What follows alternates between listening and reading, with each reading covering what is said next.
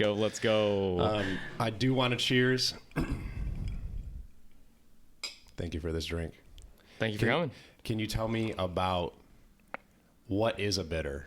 And excuse my ignorance. What I'm doing right now, if you don't see from the camera, is enjoying this drink. I've already had quite a few sips, and it's fucking delicious. I'm glad you like it. So give it up for Nate. But I'm ignorant to the fact of what is bitter. Yeah, I mean, like, it's basically a seasoning for your cocktails, right? So you'll basically use salt, pepper, garlic to season your food, you know? And so bitters are going to be the seasoning for, like, cocktails. And, like, during, like, Prohibition time and stuff like that, when alcohol was illegal, they used it because they were making, like, bathtub gin, right? Like, stuff that was absolutely disgusting, and bitters were used to, like, soothen it out, you know, and, like, make it taste better, drinkable, tolerable, you know. And they used to be like medicine back in the day too. It's basically extracts of, like, roots, bitters, flavor profiles, and people would just, like, have them as, like, medicine back in the day, like before modern day medicine. Yeah. Everybody's getting lit. Everyone's getting lit off bitters. Yeah, so that's what they are. Well, it's a pleasure. Yeah, thanks for making the drink, man. Yeah, of course. Yeah. So, but for the record, I told Nate. What do you tell me? I'm a lightweight drinker. Yeah. So don't take advantage of me on the microphone. It's all right. I'm a lightweight puffer, bro, and we're already deep into that. Quick advisory notice. We are high as hell on marijuana. That was a pretty good radio voice. Thanks. Yeah. So, dude, you, I guess I heard the... What's up, Nate? What's up, dude? Thanks for doing this, man. Thanks for coming. Yeah, like you asked before, is this your first podcast? Yeah. Yeah, but, like, if you try to have thoughtful conversations with the people around you who seem tolerant to your bullshit and, like, you know, prejudices and whatnot. So are you saying this is exactly like your daily conversations? It's nothing special? Well, I hope for my daily conversations to be enriching and fun and, like, people paying attention to each other. You know what I mean? And yeah, it's you could tell when you're having a conversation with someone and they're just like, what did you say? Like, they're, like, nodding their head and they're, like, sick. And then they snap back in reality and they're like, I have no clue what just happened. And then someone will ask about it later and, like, we never had that conversation. Oh my God. We both understand the scatterbrainedness. Yeah. Yeah. I mean, I feel like you have to experience it to also understand it. Like all good things. Yeah. Because, like, I feel like you're not a good friend until you're a really bad one. You're not, like, a good... That's deep, dude. Whoa. And then you learn from your mistakes. Damn. You know? We're going deep. You know? Yeah. Because... I admire that process, yeah. We were just talking about that outside. About what? Oh, the personal training stuff. Or just, like, catching being aware enough to, like, watch yourself and catch things you like, reinforce it. Yeah. Catch things you might not like, which we should all have a few at least. and like, catch those and work on that. Be preventative. And so, yeah, I admire that in people. Thanks, man. I think it's a mark of integrity. I don't know if that was a compliment, but yeah, I'll take absolutely. it. Oh, okay. 1000%, dude. 1000%. So if it's one thing I'm bad at, it's like, it's that. Taking compliments? Like being real with the shit I don't like about my path or myself or whatever, and being honest with that. How's the path going on right now? I'm having a fucking blast, man. Yeah? That's a good answer.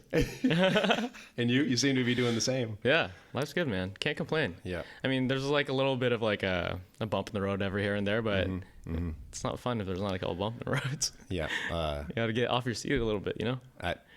I always bother Nate with, like, I was watching Andrew Huberman and but he's got a recent one and he's talking about, like, this Harvard longitudinal happiness study. I think he said they started in the 30s or something. Have you heard about this? Harvard longitudinal? Yes. No, I haven't. So they took, I don't know how many people. It can't be that big because it's a lot of effort. And they've been following them since that year. Of what? Marijuana? Like the 30s or whatever. No, like, how's life? What gives you purpose? What gives you meaning? And they've been following them for 30 years. Rate your happiness. Okay. Well, from the 30s. So what is that math? Like 90 years almost. Oh, not 30 years old. From the 1930s. Lifetime. The whole lifetime. Yeah. And how much do you think they got paid for that study? Probably nothing. Oh, okay. Can you turn that into a product then? Now we're talking. I don't know. Continue. Anyway, birthdays. Okay. Seen people on average, happiness was lower around birthdays, with their own birthday. I hate holidays. I also hate holiday. Do we hate them? Strongly dislike them. Why do you not like them? I'm coming from a place of understanding here. Yeah, like I was about to say the same thing. Like I hate holidays, but like, would I rather live in a world with no holidays? I mean, It's a different question. maybe I have to work holidays though. I got class tomorrow at 10. You want to come? You want to come? I can make 10. Well, just all straight games and Thanksgiving dumb trivia. Okay, on that note, Hunter is a gym owner. We're talking about his gym. Yeah. So Hunter is the personal trainer and owner of Nomad Gym in Toluca Lake. And I actually have something to reveal to you, Nate. Oh, yes? I'm not sure if you know this, but Uh-oh. the gym is very close to where you reside, sir. What do you mean? Oh, yes. Yeah. Can we say that on camera? Yeah, Are it's we close. doxing? No. Okay. Was that the thing that you were trying to reveal? Was that it? That's it, You yeah. got me hyped up for nothing, dude. I was so excited. I apologize. I was on the tip of my toes. Okay. My heart raced like a little bit. Glenn, tell me, you love scotch? What's up? No, I got this bottle for you to this podcast. Damn. Yeah, because you said you like scotch. That's and super nice, dude. you're super welcome. That's incredible. Yeah. Yeah, I appreciate that. It makes me feel so listened to. Oh, yeah. So how did you become the personal trainer and owner of Nomad Gym? Oh, man. Training for a long time. What's a long time? I remember being a little nerd, You a nerd? like in ninth grade. You know what I'm saying? Okay. Did you have the afro hair yet? Okay, so the hair, we can go on tangents. Yeah, go ahead. All right, the hair, apparently when I was born, it was a little bit curly. Okay. Can people see? Yeah, Hunter has like one of a kind hair. I've never seen it ever like that. It's definitely on some other shit. Dad's Russian Jew. Yeah. Mom is like standard white Western European mix, like England, Ireland, Scotland, Germany, some Okay. shit like that. Yeah. Wow. No disrespect. Sure. And that's what it is, I guess. That's the hair. And you've always had long hair? It seems also like probably some kind of genetic Huh. mishap situation, because it's not a logical mix of my parents' hair textures. It's crazy with the beard too, because like I gotta get rid of this, man. I saw your like photos from your website, like your personal training poses. Oh yeah. You look different. Allie looks different. Avery looks different. Super I was like, different, dude. who are these people? Super different, yeah. And I think it's because of like the type of activities. Sure. Yeah, it definitely changes your structure. Yeah, I mean, also, Allie has long hair. You don't have a beard. That's what I was getting to. Oh, got it. Simpler things. I thought we were going deep. Hey, yeah, I mean, dude, you looked like a twig in that photo. I'm trying to think which photo. The one that you have as your personal training photo on your website? So you're calling me fat right now? No. You said I was skinny then? Yeah. Nate said I was skinny. Now he's Was perfect. Skinny. Now he's perfect. I love it. Yeah, I think I feel fun when I keep a little body fat on me. Sure. You know what I mean? Well, It's a nice life. he also feel good. Like You feel good. The thing is, like when you're too lean, like I get cranky all the time. I don't like it. Yeah, and you're hungry. I feel cranky and creaky. Yeah. You know what I mean? Creaky? Yeah, like I don't know about that. I feel like more creaky now. Okay. Maybe that's because I'm lifting a lot heavier weights. Like I need to chill on that. or just periodize it in a different fashion. Yeah, that part. That part. So how did you get to become the owner of Nomad Gym Toluca Lake? Yeah, training, all the fun stuff. Was it like 10 years plus? Like of training before that? Or? okay, I guess we'll go back. We got sidetracked. It's my apologies. I think I did it.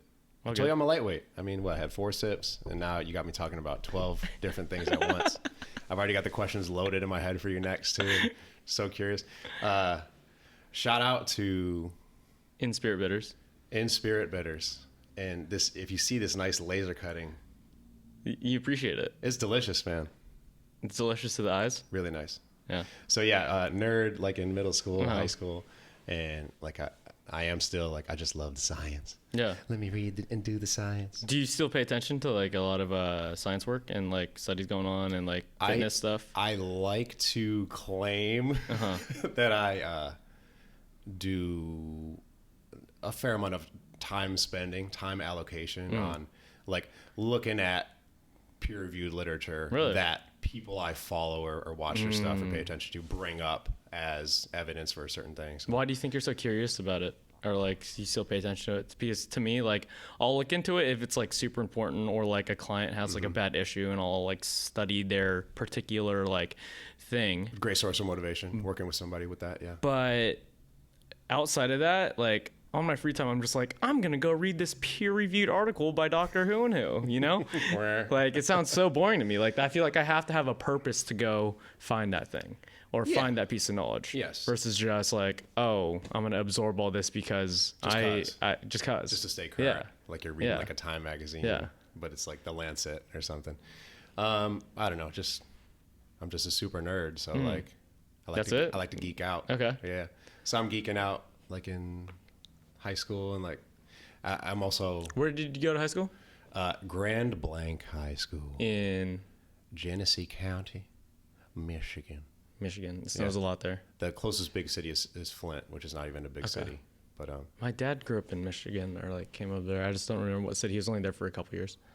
okay, yeah, interesting place for sure. Yeah? Do you miss it at all? I miss my grandfather who lives there still. Everybody else moved out. Oh, no way. Yeah, everybody else moved to Gramps is just a chilling. different state. Yeah, no, he's gangster. That's what's up. Yeah, he's gang. I like to think I take after. Gramps, He's wild. So he'll dip in the lake you're pretty wild too, though, bro. when it's like icy. Yeah. You know what I mean? He's in his 80s Oh, shit. and he'll like hold his breath and go under his boat and scrub it. Wow. Yeah, he's wild. Dang, everyone out here just dumping into bathtubs of ice, and this guy's scrubbing boats underneath yeah, there. For sure. Yeah, I mean he's a hunter, a fisherman, Wow.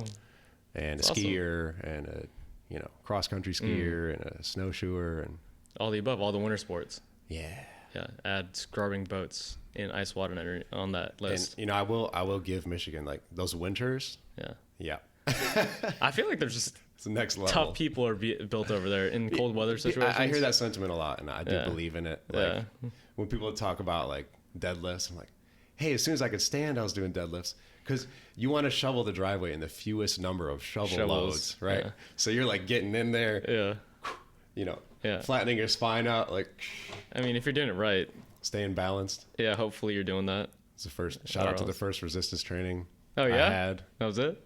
shoveling the driveway. Nice.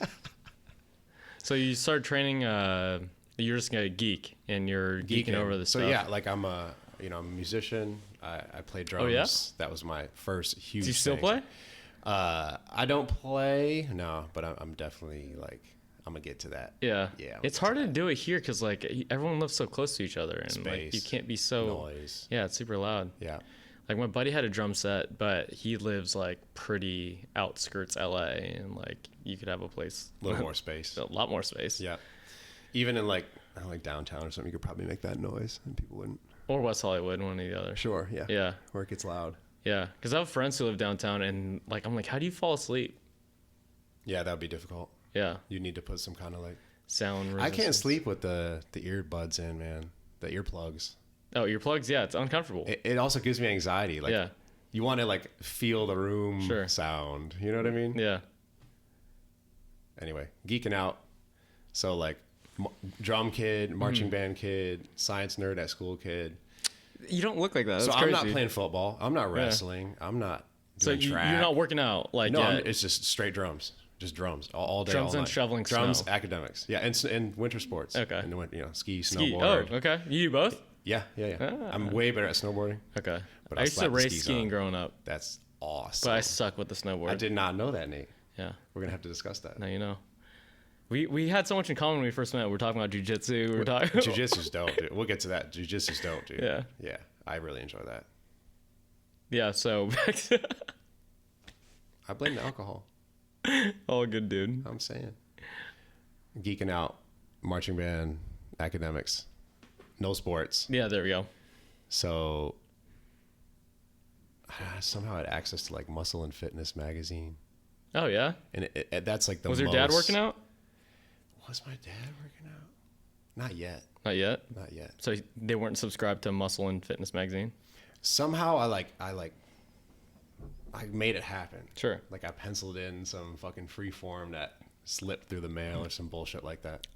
Nerdy Hunter decided to subscribe to this fitness magazine. And it's all the absurd, super roided out dudes. And like all like the crazy supplements and the NO Explode and Yeah. the creatine and, you know, all that stuff. Isn't it super shitty that that's like what's portrayed as like fitness and then no one really can obtain that? Well, you can. I mean, but you're going to kill yourself in the process. Yeah. Yeah.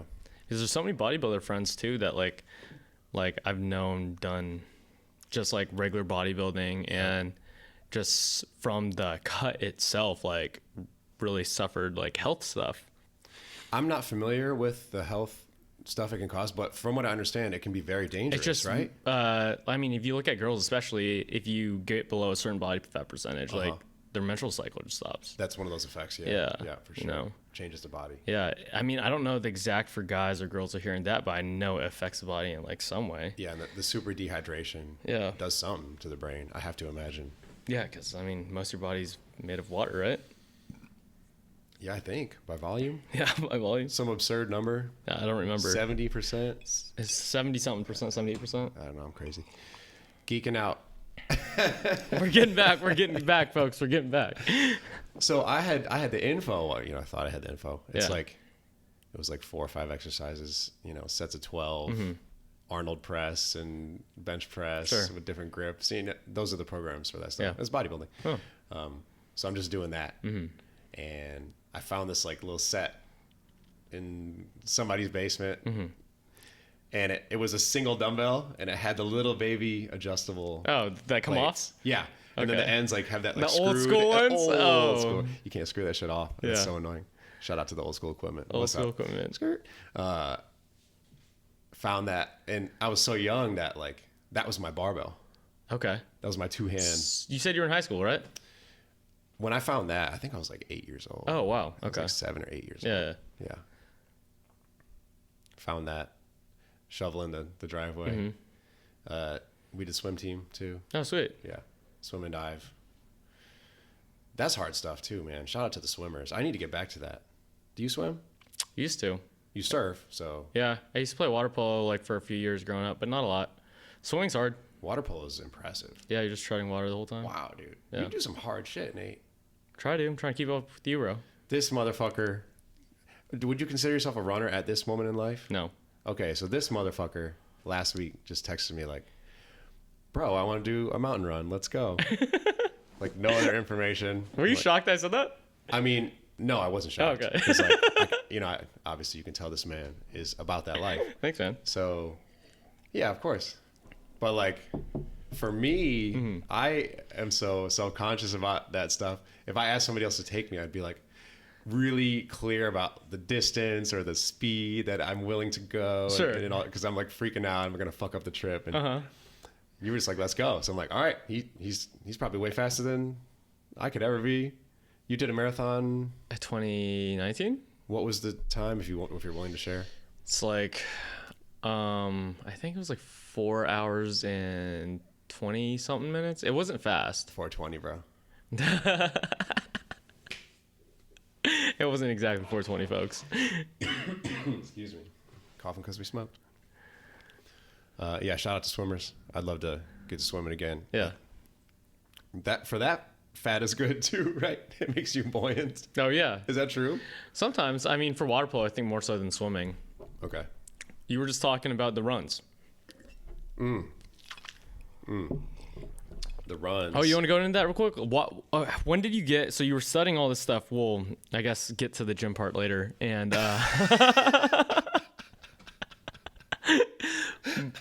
but the barefoot running, like, yeah. it wasn't that it was just a trail run. It was like the first time I've ever ran with the Mazatli shoes. Yeah, and you crushed it. It has its challenges. I felt like it was so slow compared to you guys. No. We still knocked it out We crushed it. pretty good. We knocked it out. Yeah.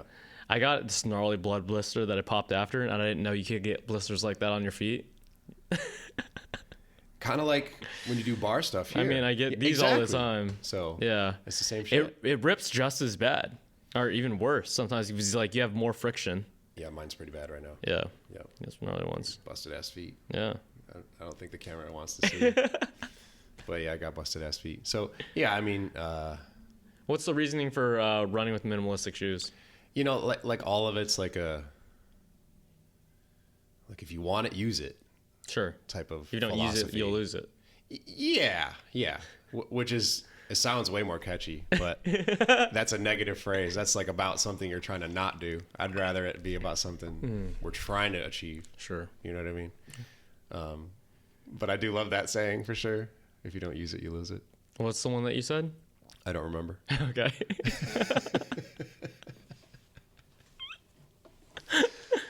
The runs. We're talking about the runs. Yeah, I said, what's the importance of the minimalistic shoes? Okay, or like why?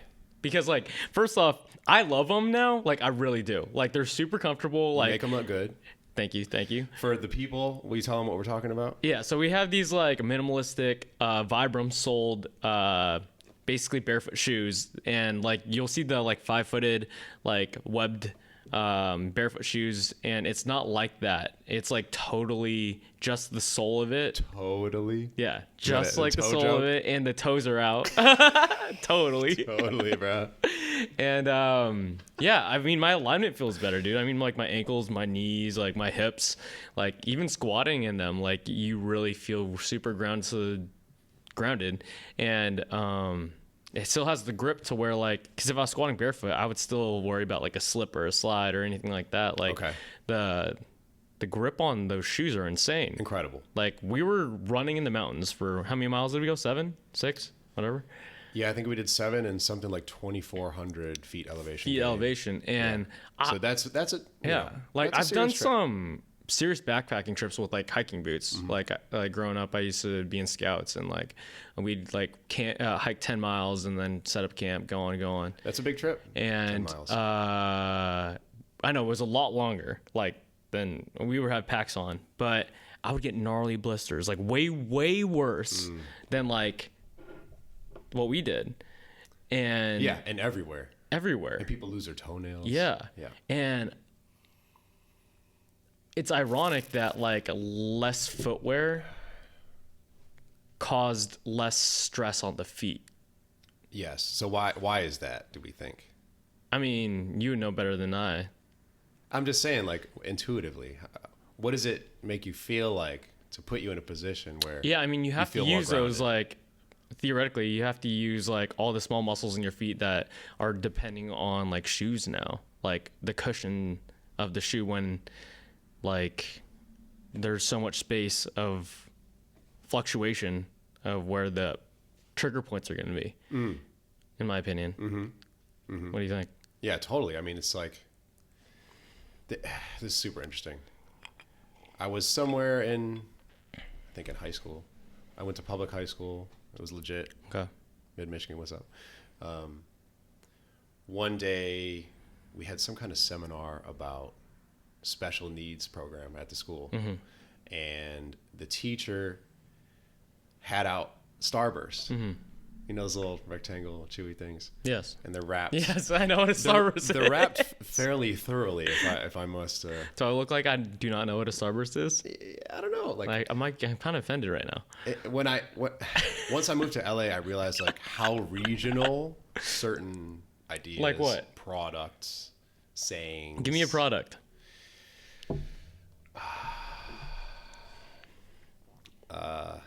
Like high chews.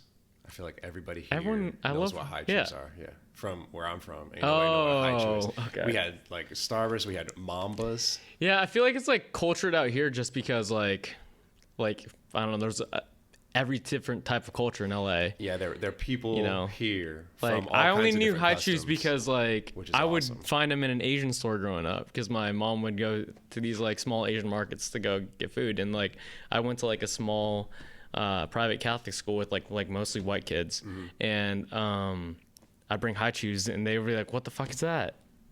And then they would make High fun of it chews. because they couldn't even read it. Yeah. You know?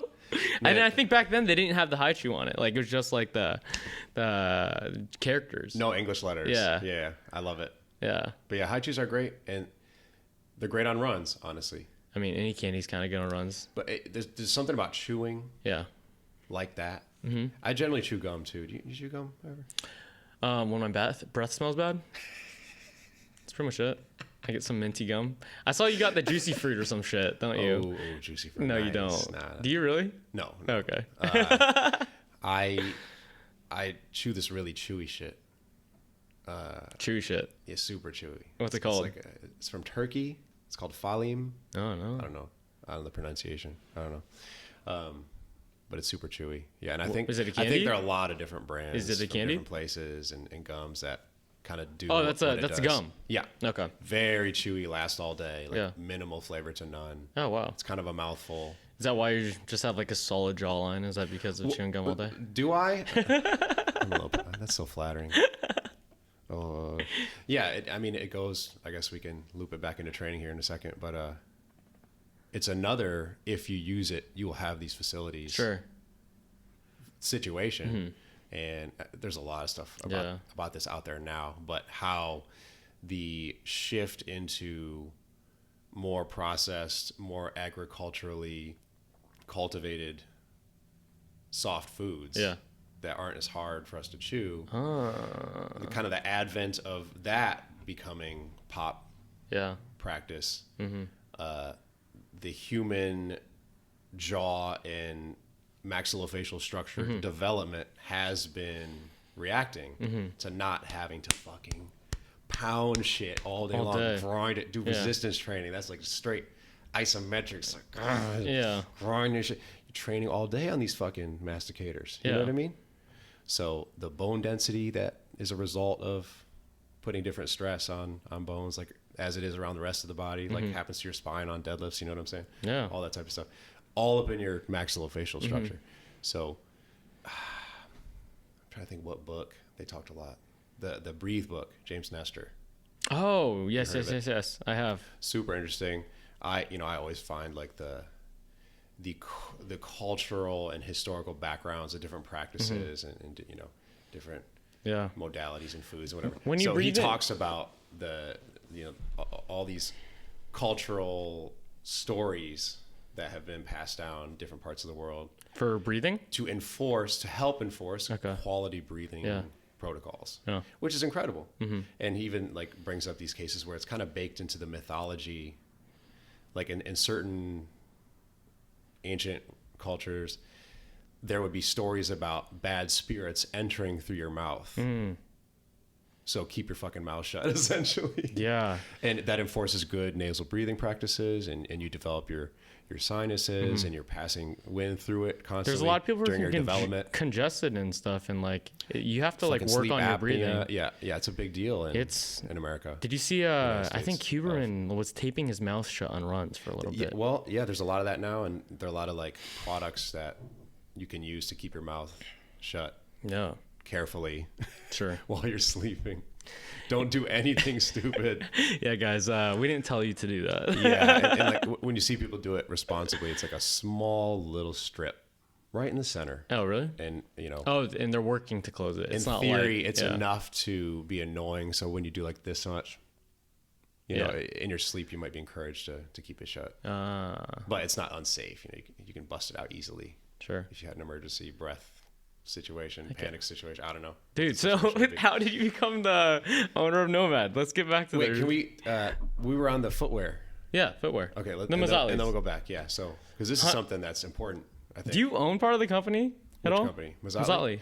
I do not, and I have a wonderful relationship with the owner, operator, designer. George, shout out George. Yep, shout out George at Mazatli.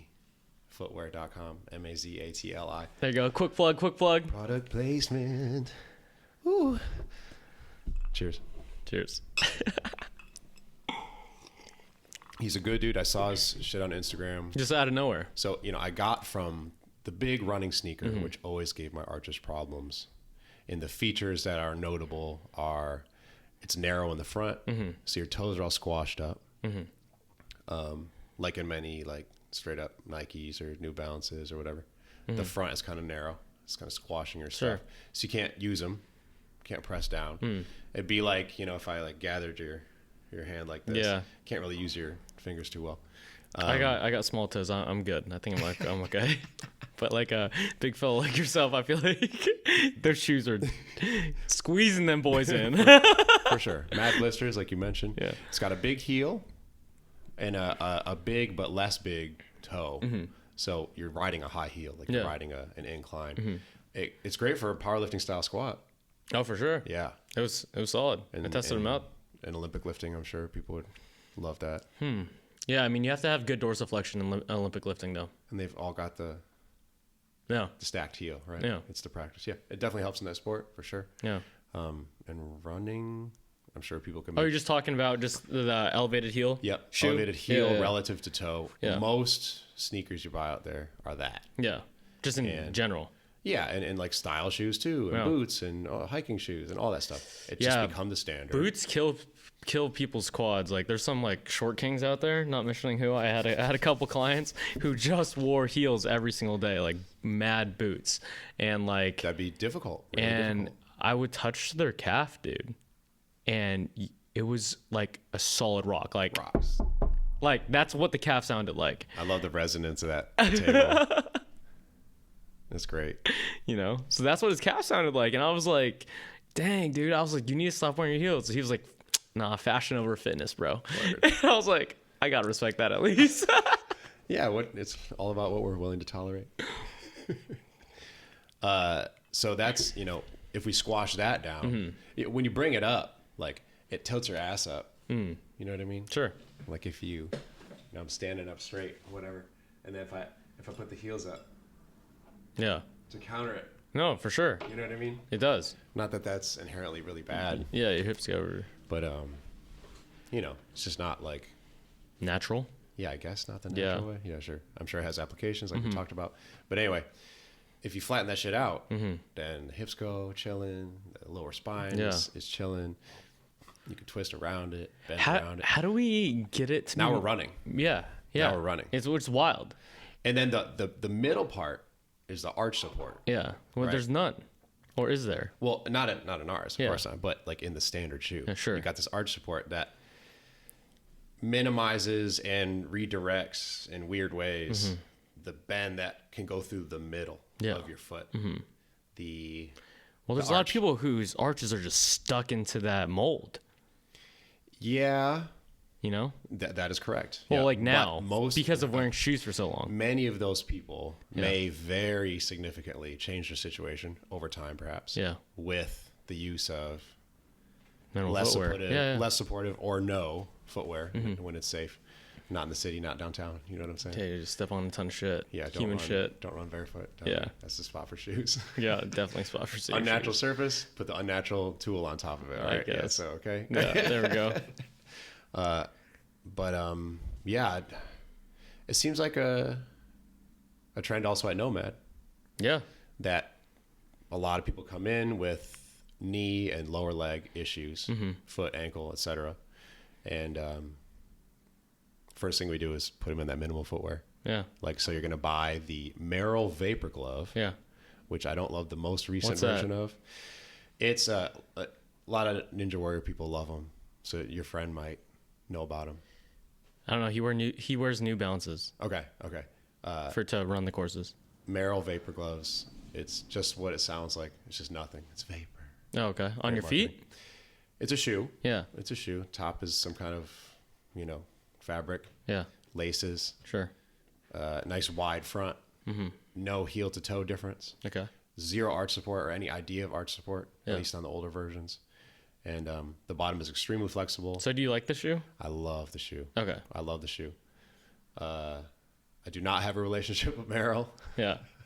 And they had like a little calling for sponsorships, whatever. Yeah. We met a lot of great people. Oh, sorry. All good. A lot of great people there, nice people. They also sent somebody from Costa Mesa to check out the potential of us like carrying that shoe and selling it At Mazatli? at the gym. No, the Merrells. Oh, yeah. This is a long time ago. Long time ago.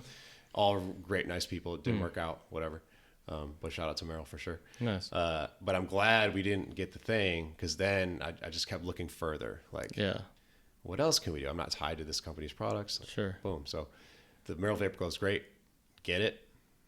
Get the old versions, cheaper maybe. Yeah. Whatever.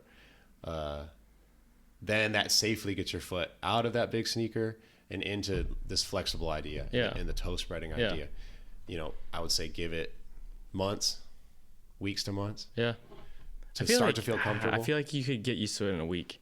I feel like after like day 4, if you're training already, Yeah. and maybe you spend some time at home with the flip flops or the bare feet on Yeah. the carpet or whatever, which is great if you're home. Get Isn't your it fucking crazy shoes that off. most people don't like just walk barefoot like at all? You should. I know. Yeah. I'm saying there's a lot of people who don't.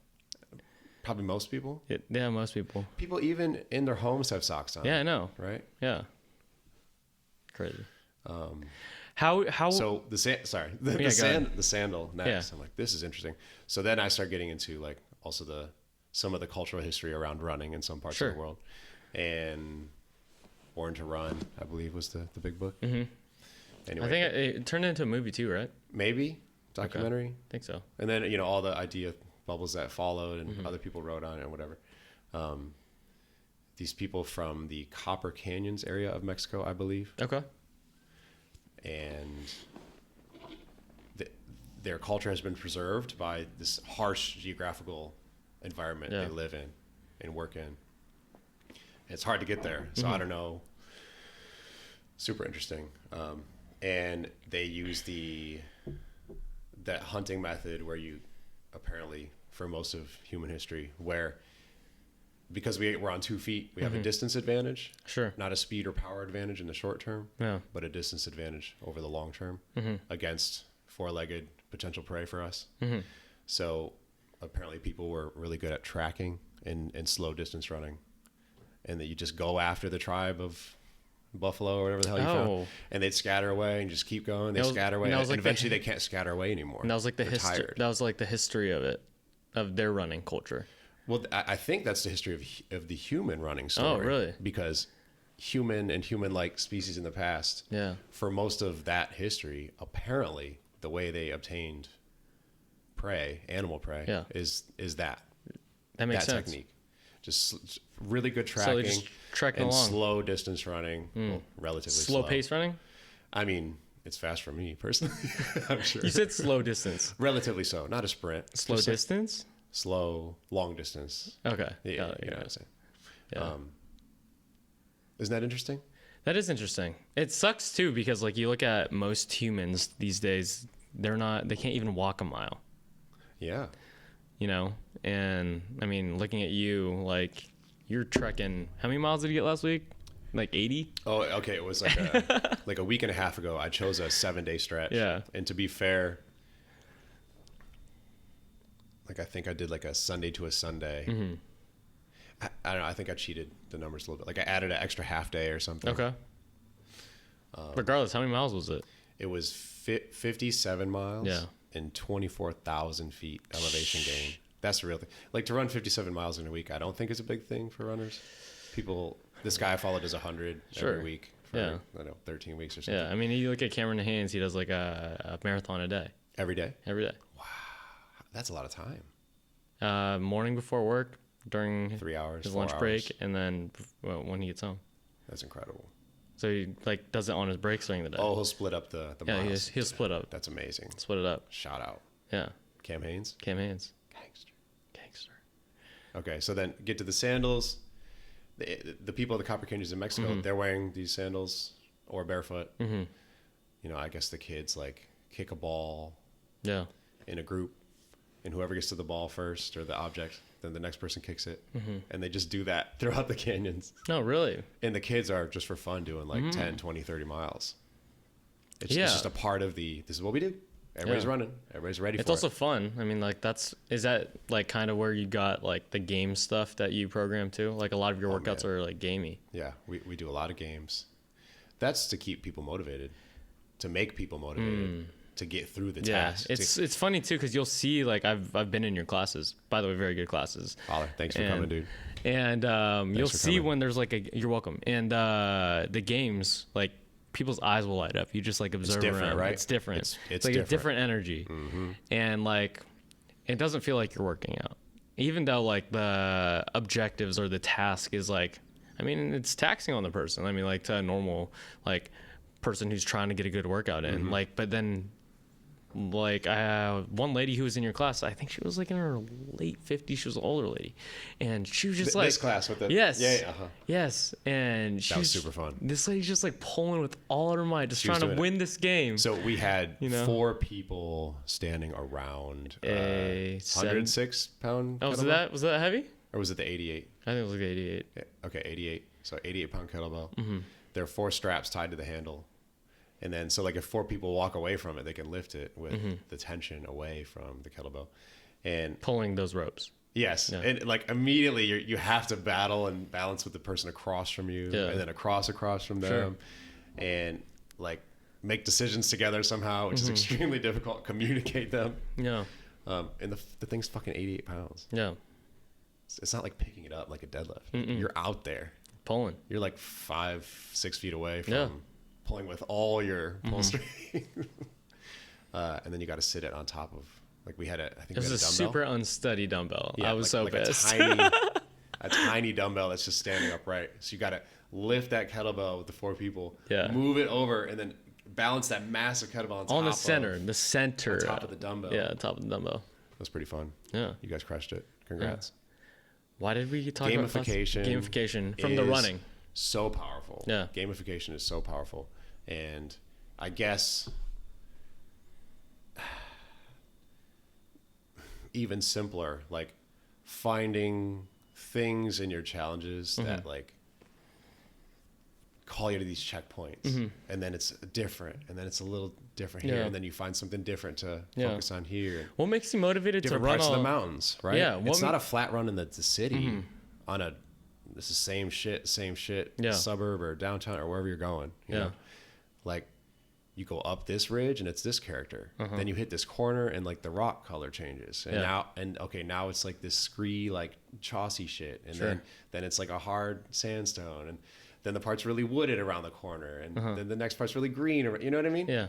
It's constantly enriching in new ways. Sure. Every it's single very new. step. It's different every day. To bring it back to the minimal footwear too. Yeah. If you don't shield your foot so far from the inputs that the ground is like yelling at it, Yeah.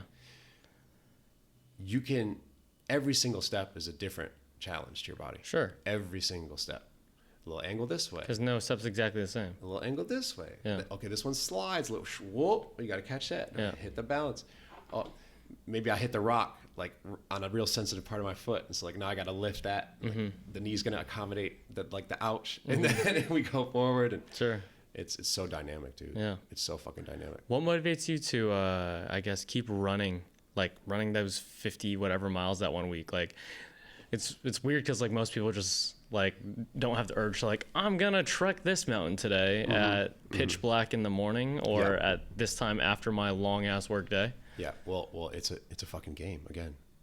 It's a a fucking game to you? game to me. Yeah. I'm not like just racking up number miles. No, what are you doing? That's the result of me going out there and be like, okay, here's this mountain range. Right now, the obsession is the Verdugos, Okay. which is the shit you see just east of Burbank, Yeah. northeast of Burbank and Glendale, and Sun Valley at the northwest tip. And like Bob Hope Airport is like chilling there in that northwest corner, and then down southeast, like Glendale Community College, Beaudry, is gorgeous. Right? Yeah. You look up, you see it. Yeah, it's super pretty. Sunrise, it's fucking gorgeous.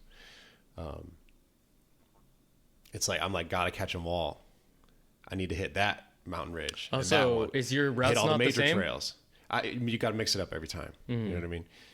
There are all these different trails that are on the map. Then like all these different trails that are like on other maps if you really dig, and then other trails that aren't trails. It's just like you might see a feature. I'll bust out the Google Earth, and I'm looking at it at all angles. You're crazy. Does that look possible? Does that look possible? Maybe if we chain this to that, we can get to this thing that I know is safe from here to the rest of the peak or whatever. And I'm just doing this. Yeah. So every week, I'm just crossing off crossword. It's like you want to touch the whole mountain. Yeah, it's a game. That's hard to understand for me because like I'm such a routine person. Like I'll have this one route that I run in the neighborhood and it's the exact same route every single time because I know it. Yep. I'm comfortable with it. Yep. Like like I feel like if you do the same thing, it's Yes. easier to repeat, like, Sure. and be consistent with. And that has benefits. Yeah. Yeah, you can learn every nook and cranny of that route and Yeah. beat your time Sure. and be motivated. Yeah. But man, I think like what we should covet as the thing that stays with us and we slowly build is the process. We need a new opponent to run that process on all the time. Yeah. Bow, bow, bow, bow, bow. You know, it's like rolling in jiu-jitsu, I guess. Like you should rotate. So, you know, we did 7 rounds yesterday, 7 different people. Yeah. It was amazing. Well, different body types, different styles, different strengths, Effort levels, Yeah. ideas, responses, sure, you know, reaction times, everything like that. pretty cool. Body weights, body sizes. Body weights. You already said Yeah.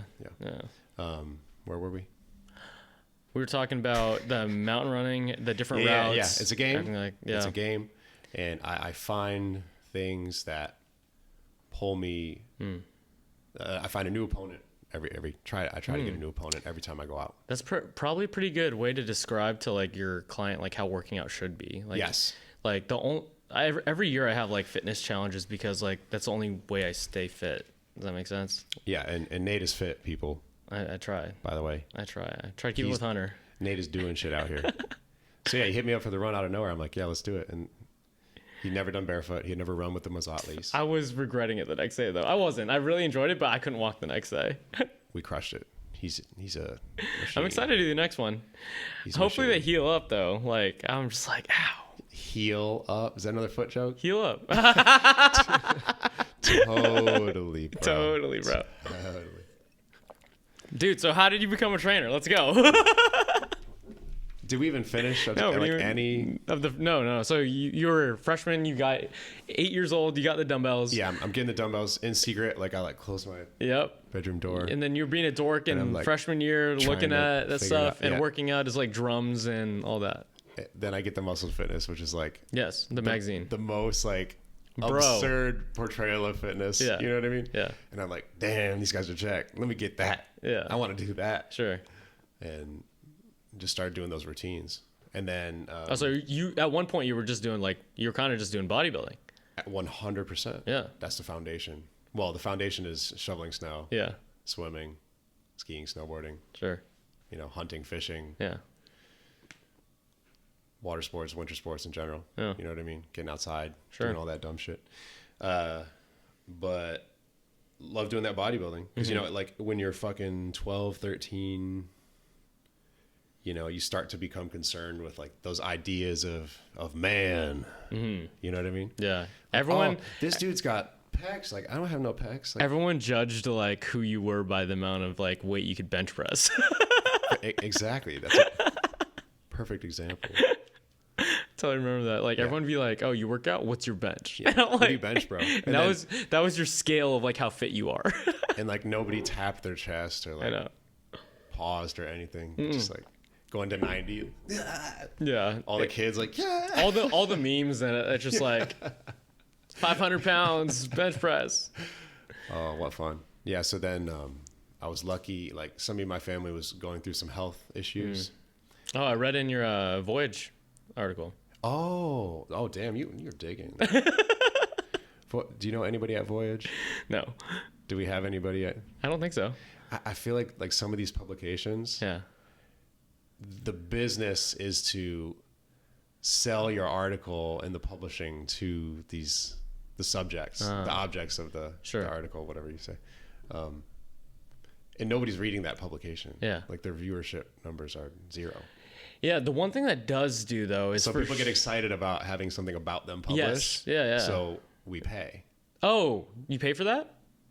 I didn't. Yeah. But what they do is they write that article and then they offer you a package afterward Sure. of like different ways to Yeah. buy more of that or something. But like all up and coming stuff, like people who are new, like Voyage posts a lot of ads or- stuff, and yeah, I've seen a lot about like artist friends and stuff. They'll post their like Voyage stuff. Yeah. So I guess like props to them for giving people a vehicle for awareness. Well, yeah, I mean, it's definitely a circle, Yeah. It's definitely a business. small. Yeah, it's definitely a business. Shit. Now I'm just trash talking. Damn. It's all right. haters. That's me. Sorry. Muscle fitness, bodybuilding. Yeah. Which is good understand. Like when you break down single joints, it's like a decent way to learn about not motion in general, but like how the parts work. Yeah. Bodybuilding is definitely like a dissection of the parts. But definitely like bodybuilding, it teaches you like robot movements. Yes. You know, and like one, like your shoulder could move a billion different ways, but like in bodybuilding, it's very like capable joint. bench, overhead, and laterally. That's it. Like in those 3 ways. Yeah.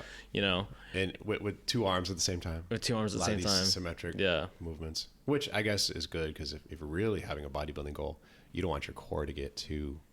You don't want a ton of mass at the smallest, your naturally smallest part of your core, because it changes the whatever the perception of width up top and in the legs, etc. Bodybuilding, very, very helpful, and just doing that because like I'm not playing sports, but I'm trying to look jacked. Sure. Yeah. I mean, I feel like it's I don't know, you're in high school, right? Every high school boy's like dream was to be jacked. For sure. For sure. It just like looked like manly. Yeah, exactly. Yeah. Looked like manhood. Damn. And then like all the action heroes on TV. No. Like, boom, jacked. It's so weird because moving out to LA, like, there's definitely like different parts, right? There's like, it's not just like fitness. It's not, there's like acting to it. There's definitely like the West Hollywood side, and there's many dynamics. And so where I grew up is like meathead, like farmer town, right? And like you weren't a dude if you worked out. And like over here, there's so many people who don't work out, like who actually like lift weights.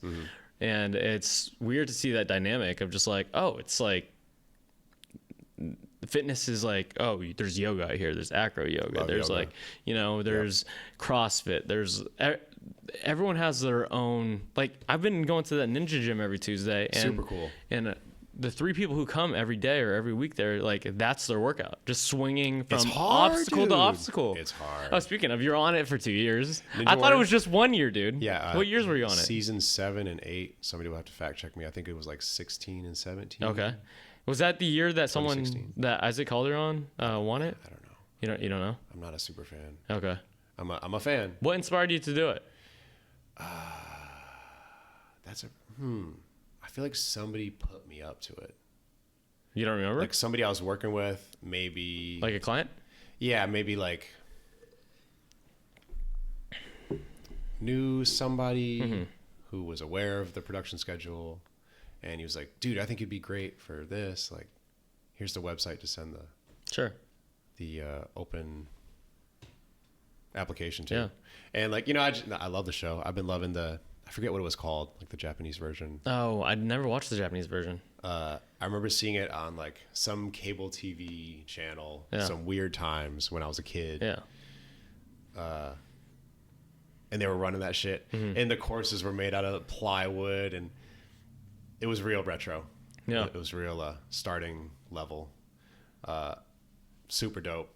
People doing insane shit. Like everyday people. Yeah. People who aren't like jacked. Ninja trained people. Like I remember there being firefighters and responders and, you know, different types of professions on there. People just crushing it. Yeah. And so I've been watching that since a kid, and so it's always in my head. It looks super fun. Yeah. That damn warped wall thing. Did you get it? I didn't make it to that point to get it. However, I was at Tempest Free Running Academy. Shout out to Tempest. Yeah. I believe it was in Northridge at the time. Is it still in Northridge? I think so. It's a huge warehouse thing. They had it, and I, studied the YouTubes about the techniques, the 3 or the 4 step technique. Okay. You get a good horizontal run. First step is real deep across the line. That would be like the start of the ramp. Then the second step, you need to allow yourself to lay back. Yeah. That seemed to be, when I was watching people fuck around, the step that people were maybe hesitant to get past. Yeah. Because you want to, like, people just run forward and then jump. Yeah. And they just like go right into the wall. Wow, straight into the wall. Bro, I got hit my face the first time I did it. It's weird. Yeah. It's weird. But I skated a little bit when I was a kid too. I did inline skating. Yeah. There was like some sick skate parks around. Yeah. What inspired you to do the second year though? So that the feeling of going on the half, like dropping in and coming up, like you have to do similar shit. Sure. You have to line up your center, your hip with the feet in a way where the feet don't outrun the center. Oh, damn. Damn. All good, dude. Break your shit. I'm sorry. Charge me. No, you're good. So yeah, that's that feeling, right? So the first step is real deep. Mm-hmm. The second step, you let yourself begin to lean back. And then the third one, you kind of use to push down on the wall, and you allow it to let your body rotate back into the upright position. Sure. And then you're plenty high. Yeah. Yeah. And the fourth step is just that, but steps 2 and 3 out of a 4-step. Like I'll try that next time. Did you ever get it? Yeah. No, I got it, You but got it. there was no the ceiling was too tall that I couldn't pull myself up. So I got to hang. The muscle up. Yeah, you can't get it up. But the ramp is there. Like the muscle up is very doable. Yeah. It's not easy, but No. if you can get the edge, you're fine. Definitely. And a lot of those rigs, swing your foot up there. It's a pipe up top, so it's a pretty decent grip. Yeah. You know? I was surprised I got the salmon ladder the first time I tried it. That's savage. Oh. Anybody done salmon ladder, it's pretty insane. Yeah. And the body motion is pretty interesting too. It's similar to like muscle up. Yeah, for sure. Yeah. Yeah. It's just like, because that C motion, it's out and in, out and in, out and in. Yeah, we were doing that yesterday in class, actually. What?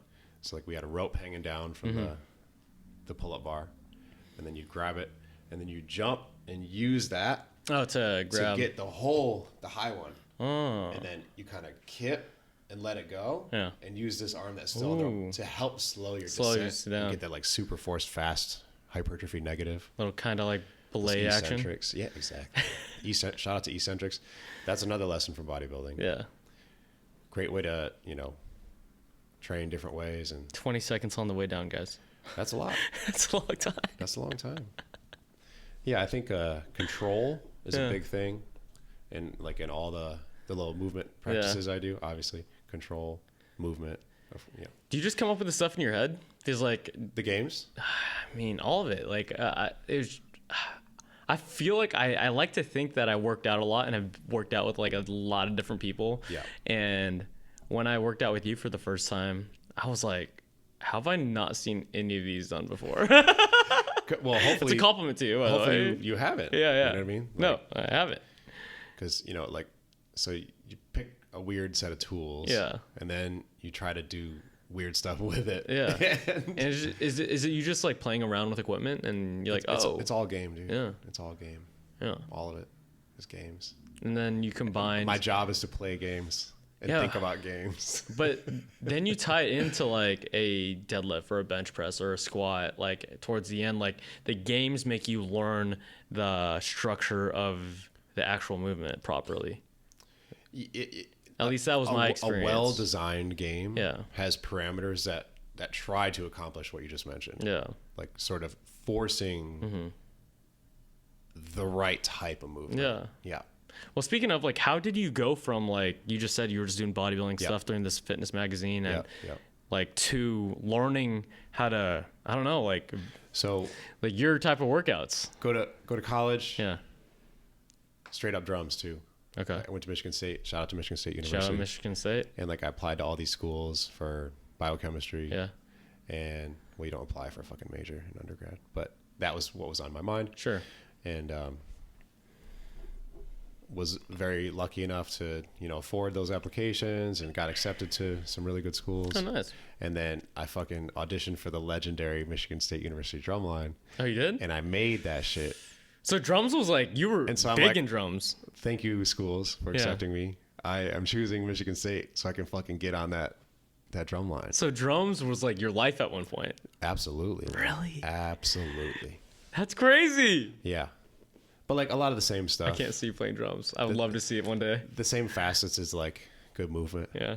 Timing. Yeah. Tension where it belongs. Yeah. Looseness and relaxation. Rhythm too. Where it belongs also. I feel at like the same time. Do you think rhythm has a play in fitness? It's a huge. I know in running it helps. It's a huge part of. Well, it's all movements and they're rhythmic. Yeah. And if you're doing it with an opponent or a collaborator, a partner or partners, like that kettlebell thing, the timing and the sensitivity of the timing happening around you, this is paramount. Yeah. This is paramount. obviously in jiu-jitsu and any kind of like combat thing, and in most competitive games, timing of every decision and the sensitivity to what's happening on the table, the shit you can't control, your ability to respond to that. Yeah. You know what I mean? And like synchronize in and out of that timing. It's, you know, it's a part of the human nature, you know, to be able to have the capacity to get good at that shit. Yeah, I admire that rhythm. Like, not just in, I guess drumline or drums is great, but like my girlfriend dances, and I'm friends with a lot of dancers out here. Allie's a dancer, and timing. It's also like putting your body in positions that are not quote unquote like normal. Oh yeah. You know, I'm just like, whoa, like for art. Yeah, it's cool. for art. It's fucking cool. For art, right? And you can compare it to barefoot running. You can compare it to jiu-jitsu. Like rubber guard, like when is your hips ever in that position? Never. Yeah. That's a thing. Yeah, you gotta be doing that to have the capacity for it. You know, if you use it, you attain the skills and the capacities. Yeah. If you don't use it, you lose it. There we go. Yeah, same shit. Yeah. Timing is a big... I guess that sounds positive. I think I'm going to start using that now because you have to stay positive, you know what I'm saying? We can think of a more concise, like fewer words. Yeah, that was a lot. If you don't use it, you lose it. If you use it, you keep it. You get it, you keep it. I don't like that. Me neither. If you use it, you become it. Sure. If you use it. So drums, Michigan, and like how did you get into Michigan like State, flowy working out? Just doing drums, fucking sick. Again, college drum line. Yeah. Now it's like the nerds of the nerds. So you were like Captain Nerd at this point. You're choosing to do college marching band. Yeah. That's nerd squared, bro. Nerd squared. Totally. I think that's cubed because you had like middle school, high school, and then college. It's cubed, bro. Yeah, great. This is good. You're like, Nate, I didn't mean for you to take it that far, bro. Yeah, this is great.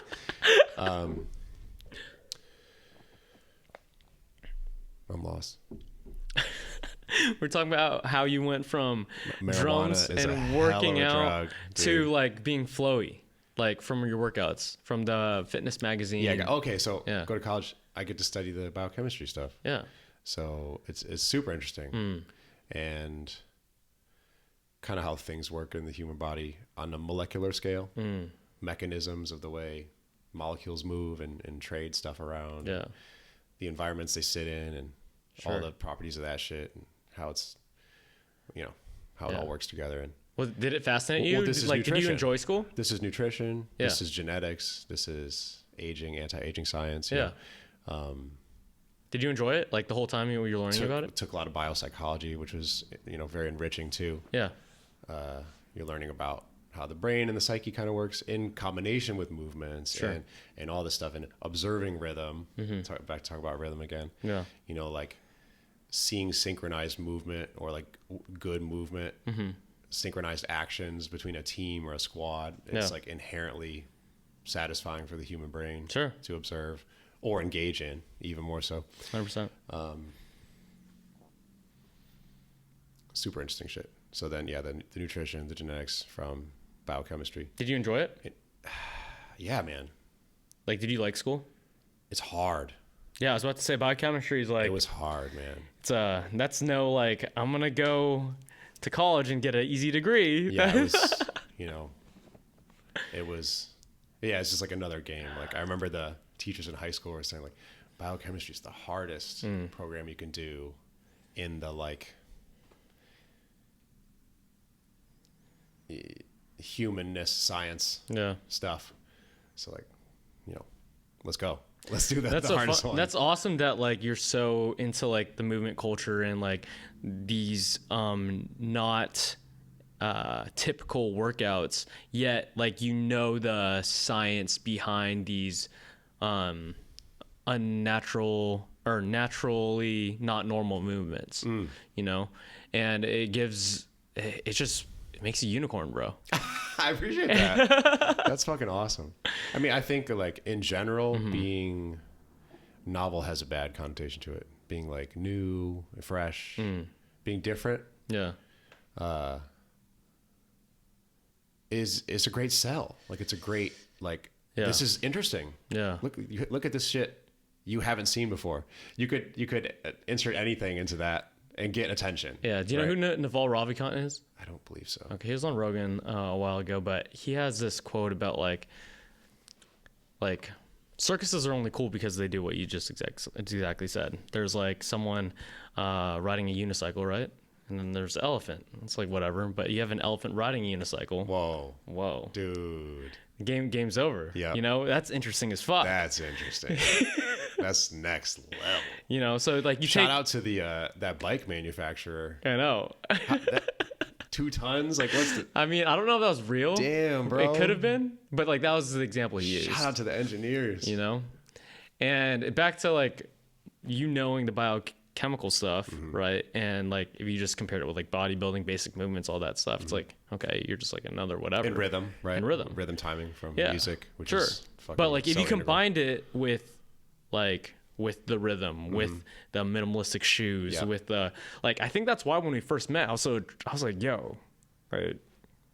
He's not boring. Like, no, I appreciate you, man.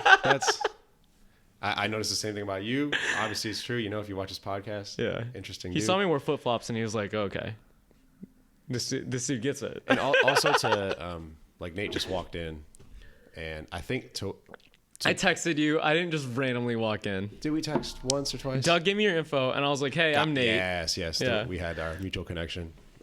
He took like 10 days to respond to me. I apologize, dude. I apologize. I've been getting stressed, man. It's cool. No, I get it. I'm totally joking with you. It did happen though.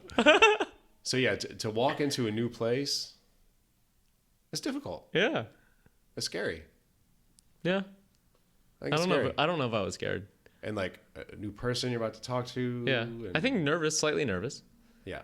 Yeah. Because like also like it's funny that like you walk into a new place regardless of where it is, and then how quickly it could feel like normal. Yeah, through your actions and the responses to those actions. Sure. Yeah, there's some awkward places, right? Yeah. Some awkward ass people. Yeah. That you've encountered perhaps. Sure. Yeah. So yeah, I don't know. Yeah.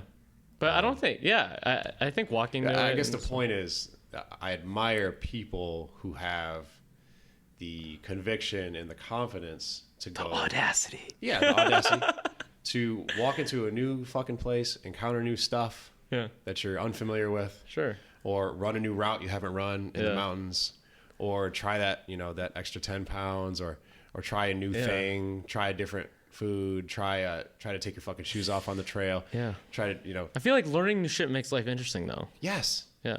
Yes. You know? Like there's a beauty to getting good at things though and repeating them, but there's also a beauty to like seeing things through a different lens. Yes. You know? And again, if you take the practice with you and apply who you are, how you do it. Sure. You know what I'm saying? Like how Nate does it. Sure. You apply that to these different practices in your life. The fitness, the bitters designing, the bartending, everything that you do. Sure.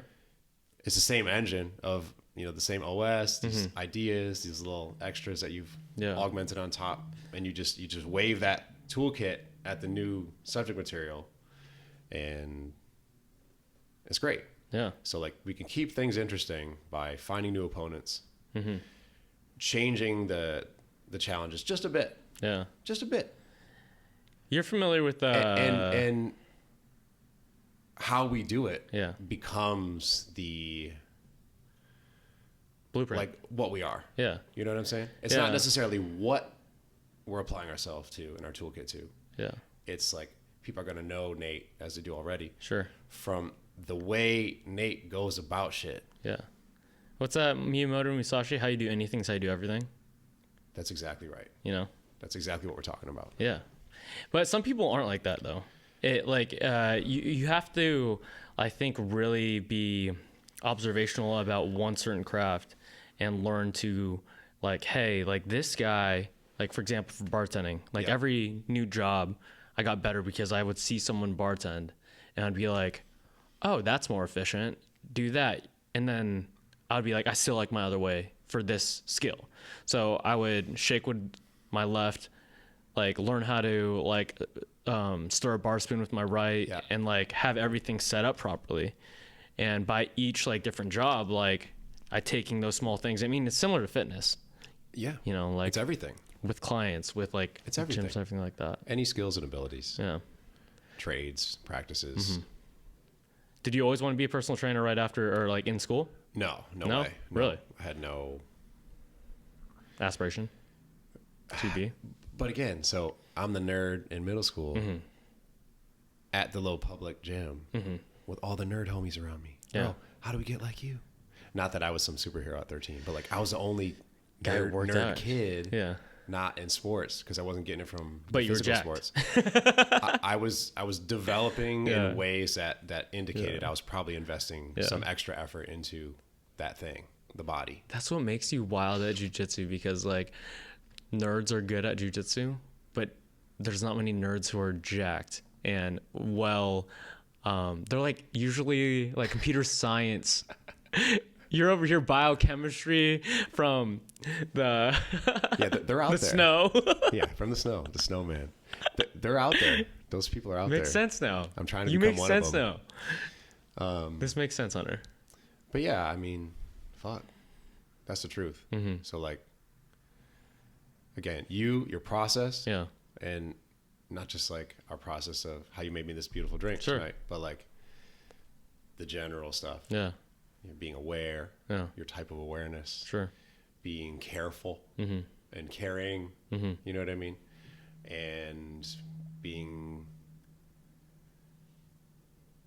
disciplined and tough and gritty, you know what I mean? You build that into a toolkit and you slap it on To whatever. to whatever that interests you, and you predict, maybe you can find some meaning, some value in it. Yeah. Maybe the process helps yourself and others around you. So how did you get into the personal training from, if you didn't want to do it in college, but you were studying like biochemistry? So yeah, I'm training the nerd kids. I'm the personal trainer. I'm running the class. Yeah. You know, you do 12 of this. Well, watch your back. You know, watch your shoulders. Blah blah blah blah blah. And I'm helping all these people around me. And so like we had the little nerd club. Dang.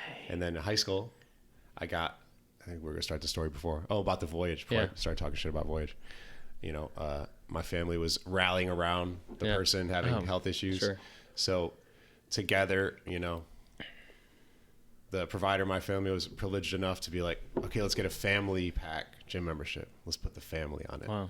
And so we all were going there. That's kind of awesome. Fuck yeah, it's awesome, man. They probably learned a lot about, I guess, your family. Like, you know, Yep. because That was awesome. Yeah. And they had the capacity to do it, and they chose to do it. And it was That's like, impressive. damn, that's love. Yeah, that is love. That's big love. Especially doing it for a certain individual who was not doing well. Yep. Like in your family, you're like, oh, I'll be there for you, but like I'll be there by putting in the work in myself too. You know. And it's the sign. That's again, it's like that how shining through. Like you're not buying a product for somebody for their condition to slap it on, jump on these. And again, there's cases for all the things I'm about to talk shit about. There are great cases for it. You know, people are quick to jump on medication or get the compress or the wrap or the you know, the back brace. Sure. The super supportive shoes with the arch support in the heel that's really fucking you up, not helping you out. Well, by the way. they sell it to you. Like, Yes. media sells it to you because it looks easier. Like it's giving you that fix. You know. It doesn't involve a process. It doesn't. People don't want to go back to that toolkit. Keep fucking sharpening stuff. Yeah. It's a hard. It's hard. Not fun often process. It's hard. But you have to be addicted to that. And I just love this concept of the how as being the thing. Yeah. Because let's say you spend 10,000 hours doing some activity. Yeah. And then soon after in your life, maybe you stray away from that activity for whatever sets of reasons. Sure. While you were doing that, you got good at all the specific stuff around that skill set, but you also improved your broad how Nate does stuff toolkit. Yeah. And all that shit is way sharper now, way sharper than it would have been if you hadn't have invested that time in any activity you might pursue in any kind of precise, careful way. You feel me? I feel you 100%. It's powerful. No, it definitely is. I witnessed it like when I was training for that marathon. Give it up for fucking. Wow, thank you. That's serious, dude. Running a marathon. You could do it. Your cardio is probably better than mine right now, honestly. I'm not saying that like I to like appreciate, float your boat, but I appreciate like, the love. I'm But serious. And anybody who does that, props. oh, Dude. thank you. Props. But every day I'd run, I'd see this probably close to 300-pound like African American lady, like headphones on, big sweatsuit, just like walking around the neighborhood. And I'd always wave at this point, you know, like after you like the same people you see every day, like regardless if you know them or not, you're like, yo, how you doing? Show people courtesy. Yeah, I mean, not necessarily in A, but I did that in LA, right? Well, yeah, too many people don't do it. Look up and wave on the street, Just like head down. smile.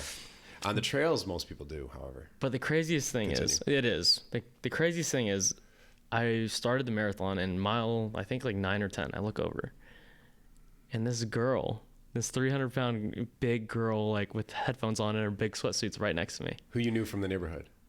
Yeah, well, she was huge. Like I was like, I just thought it was gonna be a walk. She Yeah. was training for the marathon. Wow, And that's awesome. I was like, inspired me because I was like, you know how much harder that had to be for her than for me to train it? Yeah, Like for her, Yep. like that, all that mass, that weight dude. and like not mentally give up to. Mm-hmm. And I was like, oh, she built something there that like you could use that to put in anything, Absolutely. you know? Absolutely. And it also came from somewhere. Either that person developed it in that pursuit, probably not. They probably developed it their whole life before that moment. I mean, it could have been there. and they just like slapped it on a new skill and just did a fucking marathon. And that's so impressive. Yeah. But it's also, there's other things that are like hard too. For example, like Peter, Keanu's friend who came, he would always say this, like, I'm Peter's a foodie. cool dude. I'm a foodie, right? Okay. He'd always say, like, everybody's like, I'm a foodie, I'm gonna eat. And I was like, you're the same way. And like, I like food too. And there's like, Shout out. yeah, shout out and Waffles. Come on, Serge. Shout out to Ann Waffles. Right behind the Nomad Gym. Yeah, I know. Bomb breakfast. We're on Cahuenga. They're on I Lancashire. swear to my clients only come to work out with me just to eat there now. But Pretty amazing. it is. Shout out.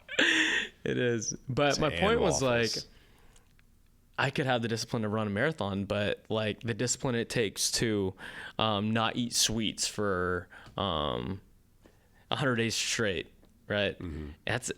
It's a different kind of hard. Yeah.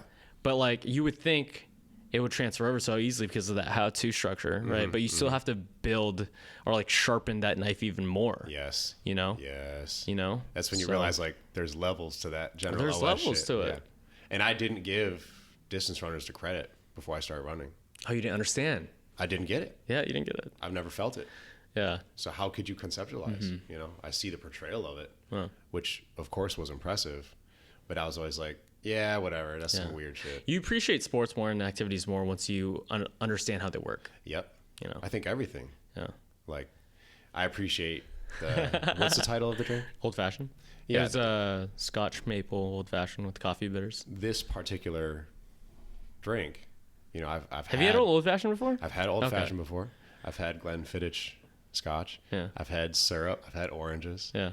So having those exposures helps me get a glimpse at the complexity of what somebody with like a high level skill in something just created. You know what I mean? So I forgot where we're going. Oh, we weren't going anywhere. It came from somewhere. It kind of made sense, I think. It was just how to sharpen that knife even more, the how-to structure of like getting good at things and like, you know. It's so helpful for me to cling to that. Because again, it gives me the freedom, like, I don't need to put all my skill, fun, Marbles attention, in marbles one basket. in one basket at any time, or like be too concerned about like, damn, I can't be good at this shit because I wasn't doing it when I was 18 or any of that stuff. Like, well, just starting. I feel like so many people are embarrassed after like, I don't know, 20 or 18. They're like, oh, I haven't like skateboarded. to do anything new. Yeah, anything new.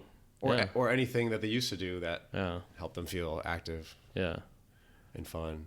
Yeah, my mom thought I was crazy. I started sending backflips last year during COVID, just on the grass. I'm like, I could do it, and then I landed one, but I hit my head a couple times. But Well, how about that feeling when you land it, bro? dude, I gotta show you the video. I did a back. It was not gnarly, but like people just don't. I love that feeling. Don't try, you know. And I feel like trying is like the beginning of it, you know. Ton of great one-liners about that. Yeah. Also being uncomfortable. Like, you know how uncomfortable I was on, I think that first class that you had with, no, the one with the ball, like the push-ups, and you're just lying on it. We do a lot of Like neon slam belly ball, style. slam ball work. No, Yeah, those heavy slam balls. Oh yeah. So, But you used it not as a slam ball. You used it as like yeah, we got to get freaky. You pick Yeah. weird tools, right? You Yeah. get freaky Get with freaky the with it. applications. Yeah. And you're on the floor, right? We were on the floor. Doing a whole bunch of floor press. I think it was Sergio's first class. Okay. Yeah. That sounds about right. Shout out to Sergio. Shout out. Doing floor press with the heavy ass slam balls. Yeah. Like we had a 90 out, a 100 out, a 80 out, Yeah. a 70 out. You get the number of reps on that floor press, and then when you're done, you have to store it on your belly. Yeah. You have to just rest it there, and you're instructed to flex to Yeah. not allow like so much depression of the belly. Yeah, Like, keep your it- ribs would hurt if keep you're it not rigid. flexing. Yeah, I mean, if some any people are jujitsu letting people go. are out there, it feels like neon belly. Yes, If you know that movement. knee on belly, which is Yeah. not a neon sign that says belly. Also, you're brown belt in jujitsu, bro. Lucky to be. You know how hard that is? It's very hard. I mean, you would know better than me because you're already there. From how from how people speak about it, it seems to be something that's not super Common. easy to attain. Yeah. I suppose. Yeah, it just takes Yeah. commitment, time, Yeah. overtime, and nerding out. Nerding out. What do you about like about jujitsu? Man, it's incredible. How so? I'm trying to create a nice package for this information now. Sure. So I just go forever. Keep building.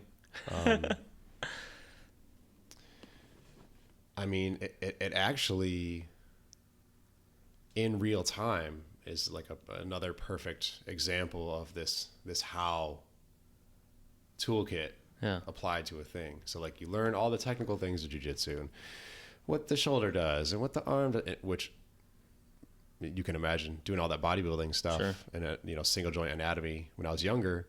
Mobility sucked. Gives you a little bit. better intuition on how joints, how the limits of joints Yeah. and where they occur.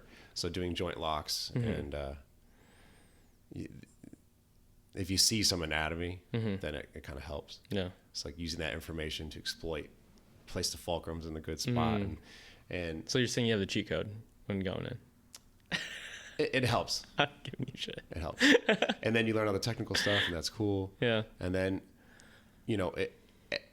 not everybody, but like, it's not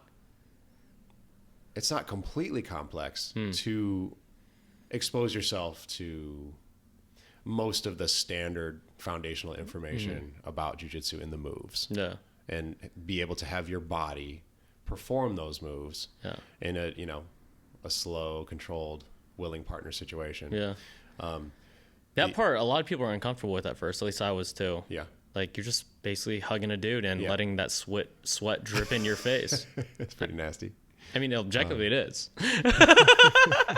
We can break it down. Like most people wouldn't do it. It's nasty, man. Especially no-gi. Nasty. Especially Yeah, no-gi. dripping. Yeah.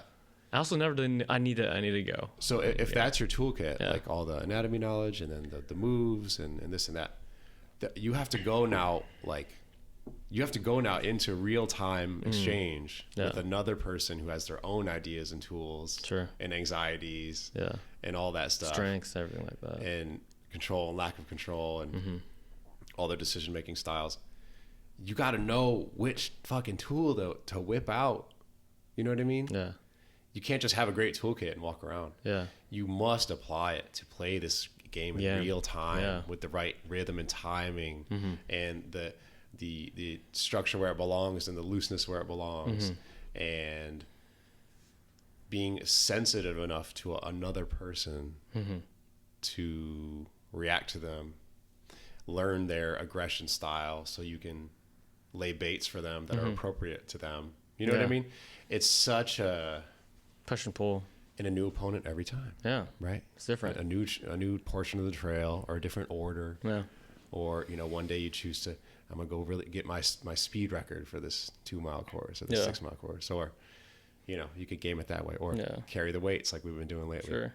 And what do you think the benefit is of like gamifying, like not just like these sports, but life in general?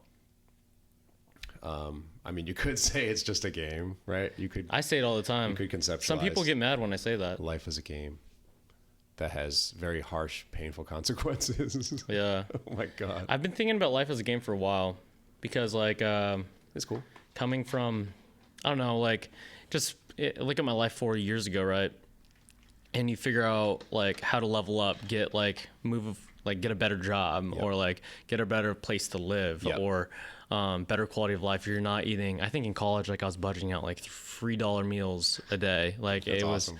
just like ground turkey, I like respect some it. brown rice and some Yep. spinach, right? Incredible. You know, and now like I don't need a budget out of $3 meals. You know, Congratulations. thank you. You know, That freedom is wonderful, isn't it? sure. And, Damn, dude. You know, and Wow. like that feels like, oh, I just beat the big boss Yeah. in that game. Yes. And like if you just keep treating like that ladder, each ring, like a level in a video game, it like the life is the video game.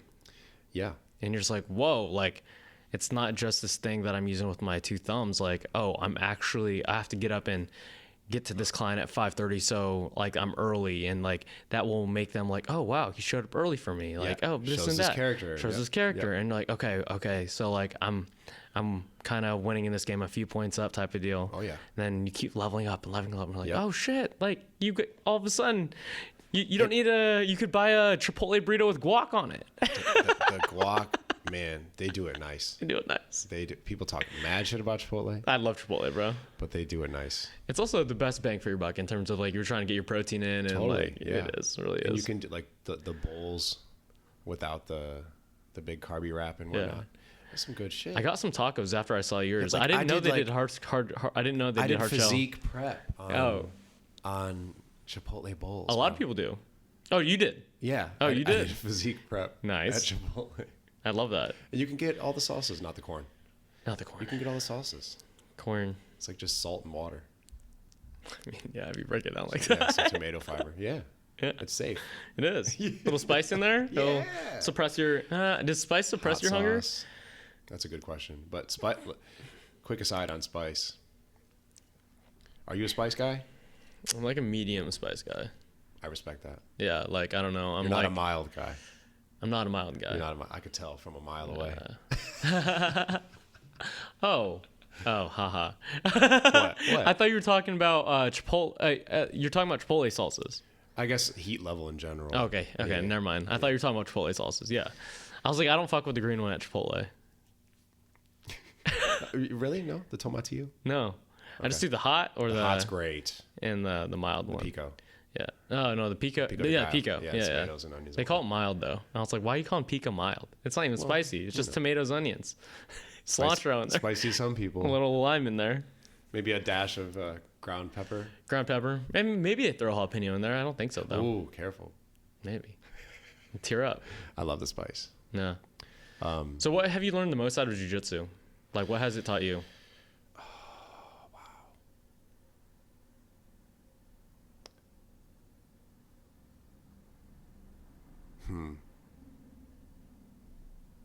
What's the question? What have I learned the most from jiu-jitsu? Or what have you learned at all from jiu-jitsu? There's something about calmness. Calmness and choking someone out? Calmness, how calmness at any time can enable a certain precision of decision making. And I feel like human to human, unarmed combat with rules, Sure. nobody's gonna fucking gouge my eyes out or Hopefully not. stuff you would maybe do if you were Gladiator life days. or death. Yeah, exactly. Sure. Sort of that like in contact, direct, very direct, full intensity competition. Yeah. Your stuff against their stuff. Yeah. It's perhaps one of the in the moment most human, aggressive, Yeah. high stress, high stakes experience Why is it high stakes? at the core. Oh, just like from a natural, Yeah, exactly. caveman standpoint. So when you're searching for calmness in that situation, then in a way, if you apply it broadly enough, it seems to have heightened my capacity to remain calm and therefore make more clear decisions, in my opinion, in situations that are carrying any level of stress. Because if I can do it in like when this dude's trying to like wipe the floor with me in front of my teammates and against my strength and everything I've got, and all my knowledge and ability, well, then you could stay calm in traffic, Sure. and not cut people off and endanger them. Yeah. You know what I mean? You can stay calm. Like an argument. When somebody disrespects you. Sure. Yeah, in an argument, any of that stuff. When somebody's like showing you some negative feelings, you can be like, well, that doesn't hurt as bad as somebody shoving their fucking forearm like right in my eye socket, trying to get me to quit because it's so uncomfortable. Then I can receive some hate and some flack with more grace. Sure. And less matched reactivity, I think. And that's even more so than like working out, because I feel like weightlifting and stuff like that, like you're going against this weight and it's hard. You're pushing it up. Yep. And gravity is a powerful opponent. Yeah. The most. And you get endorphins after. You could still be calm, but those weights ain't fighting back, bro. Correct. I mean, they are in a very interesting way. Yeah. Right. Like gravity's super interesting. They're not trying to choke you out. You could drop that shit anytime and just you'll be fine. Yeah. You could drop it anytime. Yeah. Drop it anytime. You'd stop. You could quit whenever you want. Yeah. Yeah. And in jiu-jitsu, you're just be waking up like, whoa. Out on the sidewalks, you can also do that. What do you mean? Call Uber. Oh yeah. You can get somebody to pick you up. Yeah. You can. Hopefully. Yeah. Hopefully you have access to those things if you're out there running, or not. Just be safe. Pick the good routes. Have you ever done that? But if you're in the Verdugo Mountains or the Santa Monica Mountains or in the San Gabriel Mountains or you gotta beat that sun. In the Sierras, you're out there. Yeah. You can't tap out. Sure. You can't call Uber. Yeah. You can't stop into the 7-Eleven two corners away and get a drink because you're cramping to get whatever you need to get from their aisles. It's different, dude. It's different, and that, man, that's like that carries similar lessons. Sure. Like, okay, so I was out with Allie. It was her first also time to be like, hey, can I come do a mountain run with you? I can't believe she hasn't done it until recently. Well, we've done on like a ton of hikes, group hikes. Okay. But never with our like recent approach of running, having no shoes on or being in Mazatli, yeah, Aztec style sandals. Yeah. And going as fast as possible up and down. Anyways, yeah, this is like her first to ask me to go with of that. I'm like, yeah, let's go. It was a day it stormed 2-3 Tuesdays ago. Oh yeah, that was literally a week before we did it. Yeah. Heavy rain and lightning. So we go out to do the Skyline Trail in Burbank. Okay, Hunter's making it sound like it's like, oh, common. What this was thundering storm. The mud was like it was like the biggest storm in LA like all year. For sure. Yes. Yeah. Doesn't storm that much in LA. So. No. But anyway, when it does, like the land redirects it and the concrete jungle redirects it in ways that are torrential. You know what I mean? That LA river. Yeah, we get out there. We go up the Skyline Trail from Country Club Drive neighborhood. Sure. Super sick trail. Don't tell anybody about it. This is private, right? Nobody's going to hear this. Yeah. Okay. Also, probably no one knows what you're talking about. So. 3, no, it's 2 something. I know the round trip is like 5.44 miles. So nothing insane. And 1,600 feet of elevation gain. Okay. It's like 160 floors, or how you want to conceptualize that.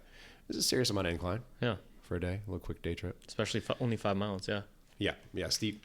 So we go up it, and I'm like, Allie, this will be fun because like we don't have to do super long distance, and we can get a cool experience because this weather's interesting today. And I'm all thinking we're gonna get this nice drizzle if we're lucky. And we'll just prance around. I mean, when you guys went, it wasn't raining. We went, it was beautiful. It was clear out. I was disappointed. I'm like, oh, I was hoping to run in the Rain. light showers. Yeah. So we get towards the top, and you can see clearly the column of water that's falling from the low storm clouds across the valley. And it was like it was incredible. So you scary. can see where it started and ended. Yeah. And the thing is just moving, and then the wind starts whipping, and we can see it coming to us. Wow. The whole time, I'm like, Allie, we might get some rain. It'll be fun. And within minutes. It's there. It's harder than I would ever desire. Yeah. It's cold, Yeah. You guys. The wind starts kicking up, and pretty soon, like, we're just slipping all over the place, submerged. We decided to go barefoot because I feel like it would have been easier. Exactly. Yeah. Easier to feel because the trail is super skinny. Yeah. And it's kind of a trench, like a runoff trench. Sure. And so it's a stream now. Now that it's storming hard, the shit's a stream. So you're just walking in muddy ass water. You can't see where the rocks are, where the little shit is, and the roots. And you're just like, hopefully my nasty ass foot can handle this trail. Sure. So we're slowly stepping, and then the wind is whipping through, and like the rain is getting inside our jackets, and the backpack's all heavy because it's so, you know how the rain goes. Sure. Yeah. And I keep looking back, and Allie's just laughing at it. And I can't help, like, I'm miserable, but I can't help but be like, damn, that's funny. I'm gonna laugh at it too. Or do you think that was the hardest one that you've done, like, ever? The hardest? Just like conditions running wise.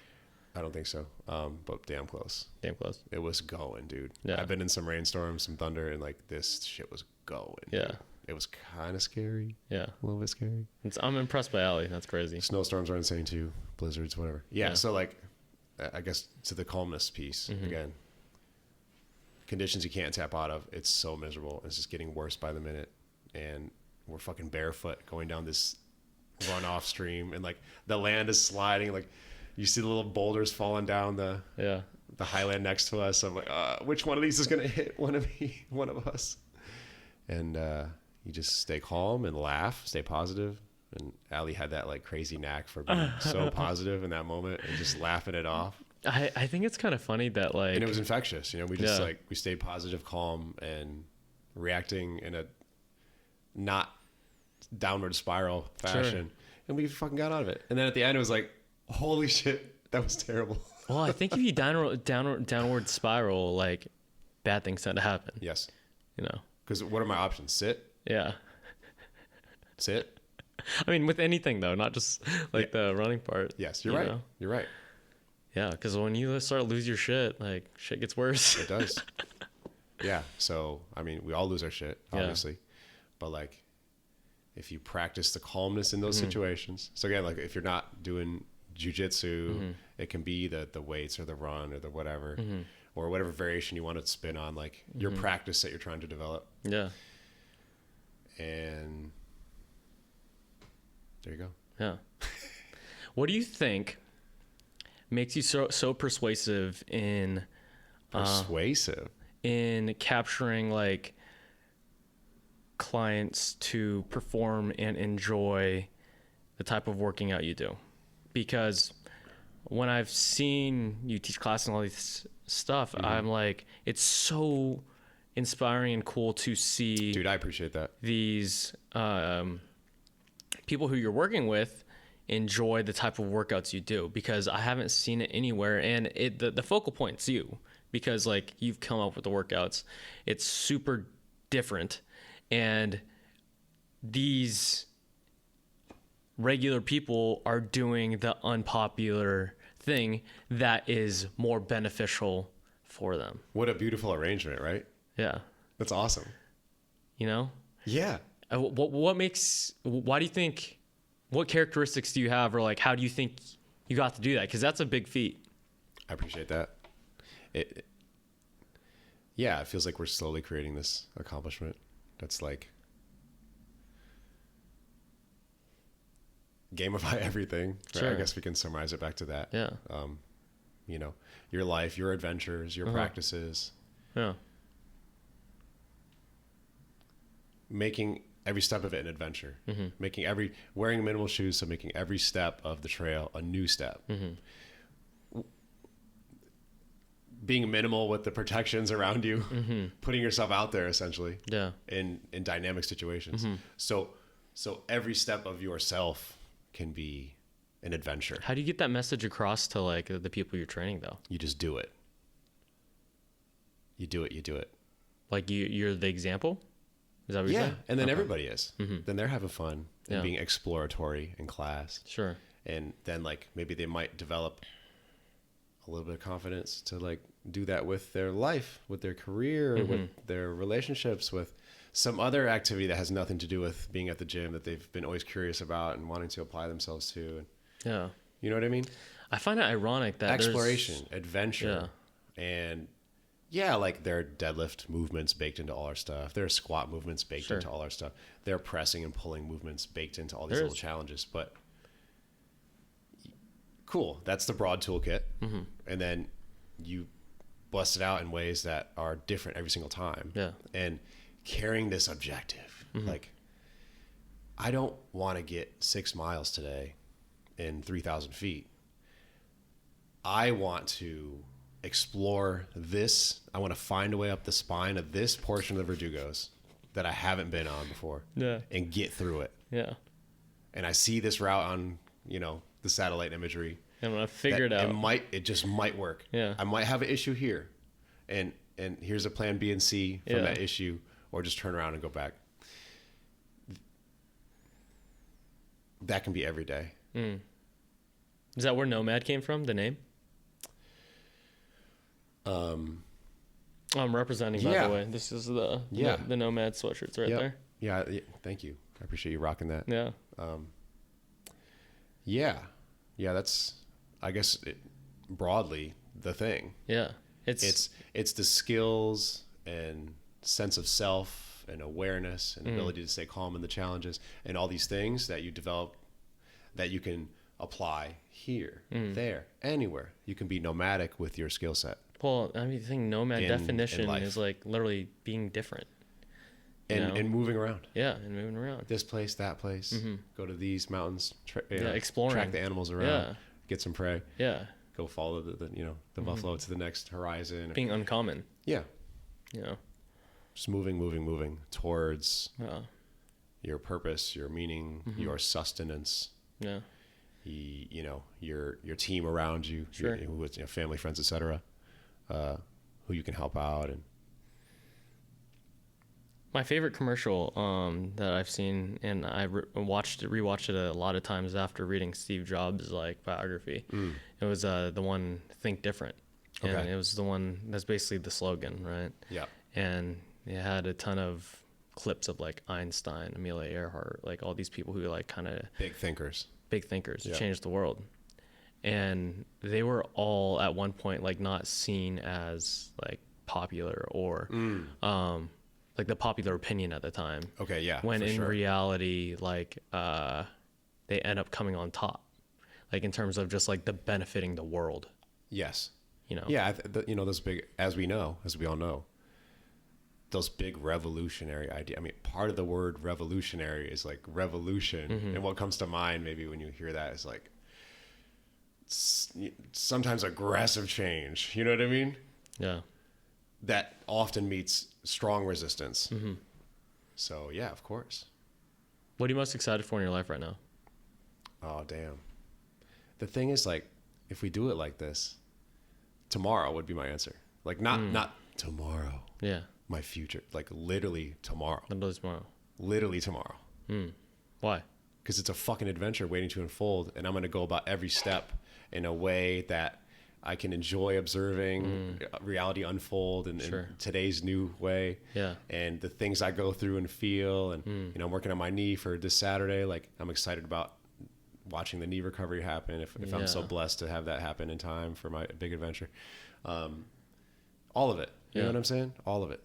So there's not I'm gonna gamify. I got this water tomorrow. I'm gonna game. I gotta drink 4 of these motherfuckers. Yeah. Yeah. Can I get it? Can I achieve the gold star? Oh, the fasting, dude.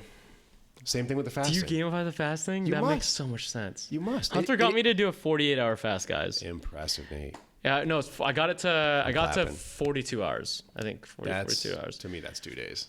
I don't know. I was going into work and I was like, I'm definitely gonna pass that while bartending. And I was like, I gotta eat beforehand. And you fasted for 2 days. Yeah. Yeah. What does do you know the science behind fasting? Like, I don't know it too well. It's I just know it makes me mentally tougher and I get skinnier. you know, I'm kidding. about history and now Yeah. as well, and you know, circumstances that we're lucky enough to live outside here in this town, that, you know, the way We're get not to hunter live. and gatherers anymore. Yeah, and like food is available. Yes. I have a fridge that I can afford to power, that I can put the food in to preserve it, so I have food for the week. How you know, lucky are we, bro? very, very lucky. Like, I don't think we think about it that I much. guess my point is, like, we get to be in Society. we get to be almost separate from like that real struggle for food. So that is to say, fasting is a very human experience. Sure. Right? Yeah. Whether it's willingly, unwillingly, and probably mostly in history, unwillingly, because you're literally running that 30 miles to catch that next piece of prey. Yeah, just trucking along. Yeah. And they're nomads. Yeah, or you know, gathering, searching for the things you can eat, the fungi, the plants, or whatever. And then they're just tripping one day on some crazy mushroom. Shout out to psilocybin. Are you a big mushroom guy? Not a big mushroom guy, I do like once a year. but I'm definitely an advocate of its use for individuals that are seeking some of those Yeah. Mushrooms changed my life. benefits. I think it was the first time like 3 years ago now. January in Joshua Tree. Love Joshua Tree. I just had some crazy anxiety about like dying. Like I just think about it all the time, That's something to be anxious about. Yeah. you know? And like that's the only thing. And then took shrooms and I never smoked weed because like marijuana like can cause some anxiety to some people. It can, absolutely. And did shrooms. And after I finished it, my trip, I was like, oh, you're so calm. You're not having these crazy thoughts about like, oh, if you're going to live tomorrow, what happens after dying? Like all these crazy trite thoughts. And then you're just comfortable like in the unknown. That's what they did for me. And I'm very thankful for that experience. That's incredible. Yeah. Yeah. That's fucking incredible. Yeah.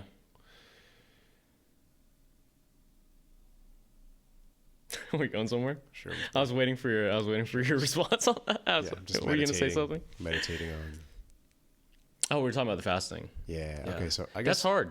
you It's could even super hard. compare it. Yeah. So the science, the modern Western science around fasting is a quickly growing body of literature. It's kind of being, I don't want to say it because I think fasting is important. Yeah. I want to say like culty, not culty, trendy, Very trendy. like ice baths, sauna. Yeah. Like like the fasting is part of that. Very trendy. And But if like a lot of people think if they need to lose weight, they have to do intermittent fast. And I was like, that's not necessarily the case. Like it might have some like abilities to like help you do that, Yeah. but also like just eat less calories. yes, also that. Yeah, if that's your goal, then there are many ways to crack that goal Yeah. by itself in isolation. Sure. But the fasting is unique, and it has benefits outside of calorie cutting. Oftentimes, even I'll have days where I fast, where I get more calories than a day where I had 3 or 4 meals. Because when I break the fast, I just Go smash in. Thanksgiving. Yeah, Which which is super fun. But there are mental clarity benefits Yeah, that that one's fasting and when your body starts to use its own fat for metabolism, you know, ketosis, people refer Ketosis, to. Yeah, exactly. baby. So when you kind of force the body to get beyond the glycogen stores that are in your muscle and start breaking fat down, as well as other things, but specifically fat, it does create it creates an environment for the brain that may foster calmness, clarity,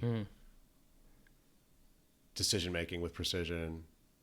Well, there's like some studies too that would say like fasting in addition or the combination of like deep breathing and Yes. meditation has caused some people to like experience like psychedelic trips Of course. just from their breathing and from lack of food and just meditating, you know. Powerful. Yeah. Powerful brain states are achieved through these And practices. I've never experienced that personally, but it's kind of I guess hear I don't necessarily know if it's like scientific or just like someone telling their own story, anecdotal, but it's cool regardless. Super cool. Yeah. So fasting's great for that. So if you're like, if you want to facilitate some mental transformation, it's a great tool because you're going to be put in different mind states. Yeah. And have to stay calm through the challenges. Yeah. And have to motivate yourself in different ways every second that passes by. Yeah. And remind you, this is a unique piece also when you do it willingly, like we get the privilege to do. You rely on the capacity to convince yourself of the worthiness of this specific suffering. Yeah. So actually thinking about like the science you might read about the benefits of fast, the mental clarity, the stuff that happens with ketosis, the losing fat, all that type of stuff. Yeah. When you tell yourself those narratives consciously, you actually can modulate how rewarding the fasting feels to you. And that apparently that's been tracked closely in recent times. So like essentially our beliefs can charge up the effect of feeling achievement from the hard things that we put ourselves through. Is that similar to mind muscle connection or no? Well, it's like a third layer, like mind muscle, like my electrons getting me to do this. Yeah. Now it's my ideas of why I'm commanding myself to do that. Sure. You know what I mean? Yeah. Like the conscious awareness piece on top of the activities we choose. Yeah. If we understand information that's convincing, not necessarily true, because the brain can't parse the difference. How do you teach that? Hopefully you have decent sources. I guess you just got to blindly trust some shit at some degree, right? What's if you had one movement for working out to do, and that's the only movement that you could do for overall health, what would it be? Some form of picking something up. Okay. Mine's a kettlebell swing. Love the kettlebell swing. And it's full body. And it's got that rhythm and timing piece baked into it, which we've discussed has very powerful effects on stuff. Yeah, because it works your grip strength, your posterior chain, your legs, glutes, biceps are dying. Yeah, the movement itself is so comprehensive. It's definitely the whole body. Yeah, because I was thinking about like if I only could do one workout every single day, what would it be and why? And I think it would just be kettlebell swings. Yeah, and it's kind of like it's an adventure. How so? Because the thing's swinging like a pendulum. The thing's fucking swinging, dude, and it's going. Yeah. And it and the earth have that agreement about the speed. Yeah. And you're just kind of influencing the direction at different moments.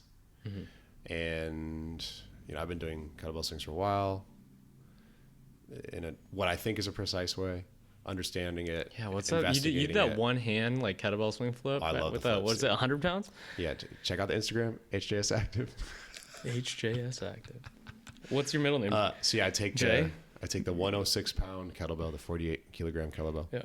And you swing it up, and then when it gets high enough, you punch the handle with your thumb so it rotates forward. Yeah. And then as the handle comes back around, you catch it with that same hand that you threw it up with, and that was gnarly. Try to ride the bull before it's hard to pay. It's hard to pay attention to that video because Hunter's hair is so like voluptuous. Dude, how do you stay so joyful? Because, like, I think the biggest thing that, like, I guess wanted me to, I guess, like, I was like, for some reason, I was like, I want to hang out with this guy. Well, we hanging out now. We're hanging out now. I appreciate you, dog. Yeah, I appreciate you, too. And I was like, why? And I was like, it just seemed like the good energy, like, just that joyful, like, persona of, like, that bubble around you with, like, everyone in your space, in your home, like, you're in the gym area. Like, you walk into most gyms, just in general. You're going to see the person who's like, some shit's going on, like even in like class gyms, Yeah. And as well as obviously commercial gyms, like 24 Hours Life Fitness. And I don't think I've ever seen someone like down on their luck or like a slightly, like not having a good time. You gotta have a good time. No, I know. But like what I'm asking you, like how Because like I'm definitely like that, For like sure. that. Yeah, Nate's out here having a fucking blast. No, I'm not like that. Oh, you're not? I said sometimes I'm not. Like I'll get down and I'm like, fuck, like this is annoying. Like we're all this relatively stuff. new friends. Sure. The times I've seen you, It's awesome. It's been you're good. definitely having a good time. Yeah. Yeah. I appreciate seeing that. Yeah. But I don't know. Like, how do you stay joyous most of the time?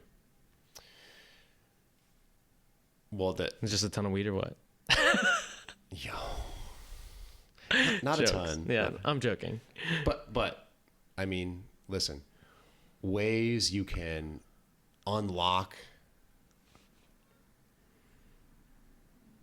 the capacity to push yourself in ways that make you feel happy.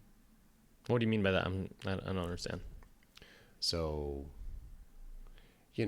like I think we were talking about weed with running a while back, and it was like, so what does it do for you with the runs or with the mountain trips or all this other shit? I feel like it just makes my body numb. Really?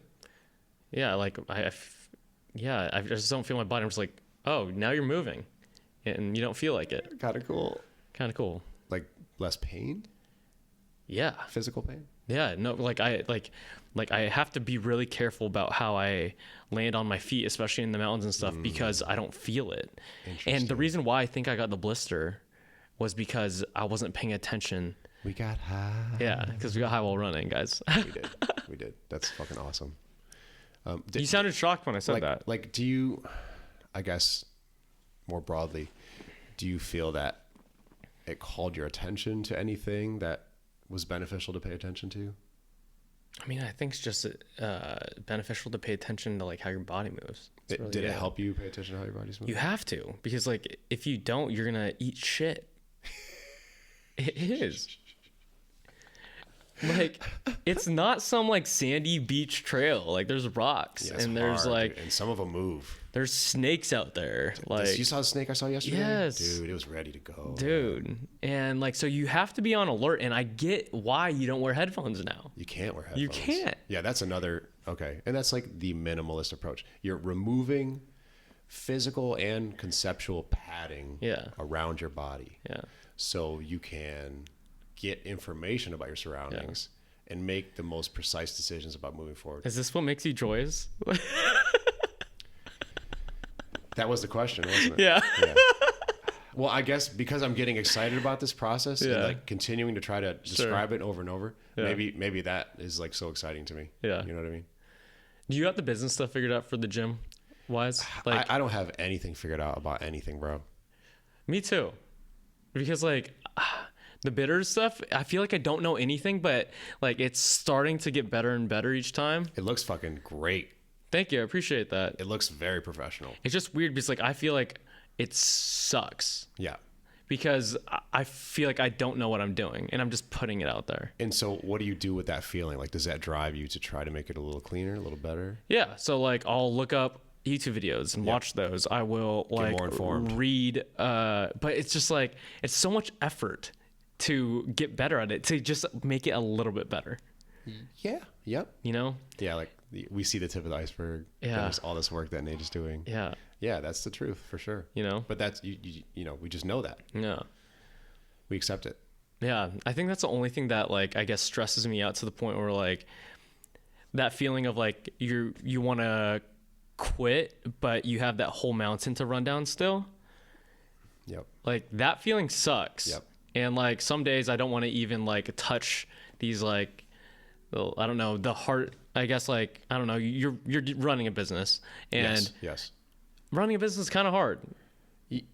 Like a lot of things are really difficult. In terms of like, you need to figure out how to pay your taxes. You need to figure out how to pay your employees. You got to figure out how to get an EIN number and a bank account. And like, and luckily I have fucking amazing people around me who are experts at things, who I am able to learn so much and follow. Sure. And damn, man, that's powerful. No, I know. That's powerful.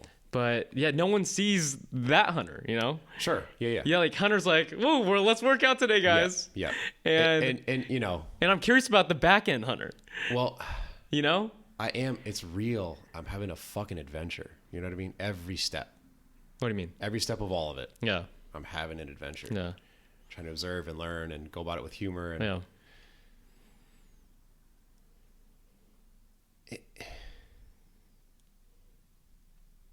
So of course I have down moments, right? Everyone does, right? Of course, yeah. Like, and then in the background during all the adventure shit, it's like the doubts about the entire system and the directions I'm pushing myself and my time and my effort. You know what I mean? Sure. All those doubts, nonstop doubts about the future of humanity and, you know, that whole thing. Yeah. Not just like your circle, but the like the big world stuff circle. happening in my neighborhood, stuff happening in the county, the city, the state, the nation, where my parents stay, where my sister stays.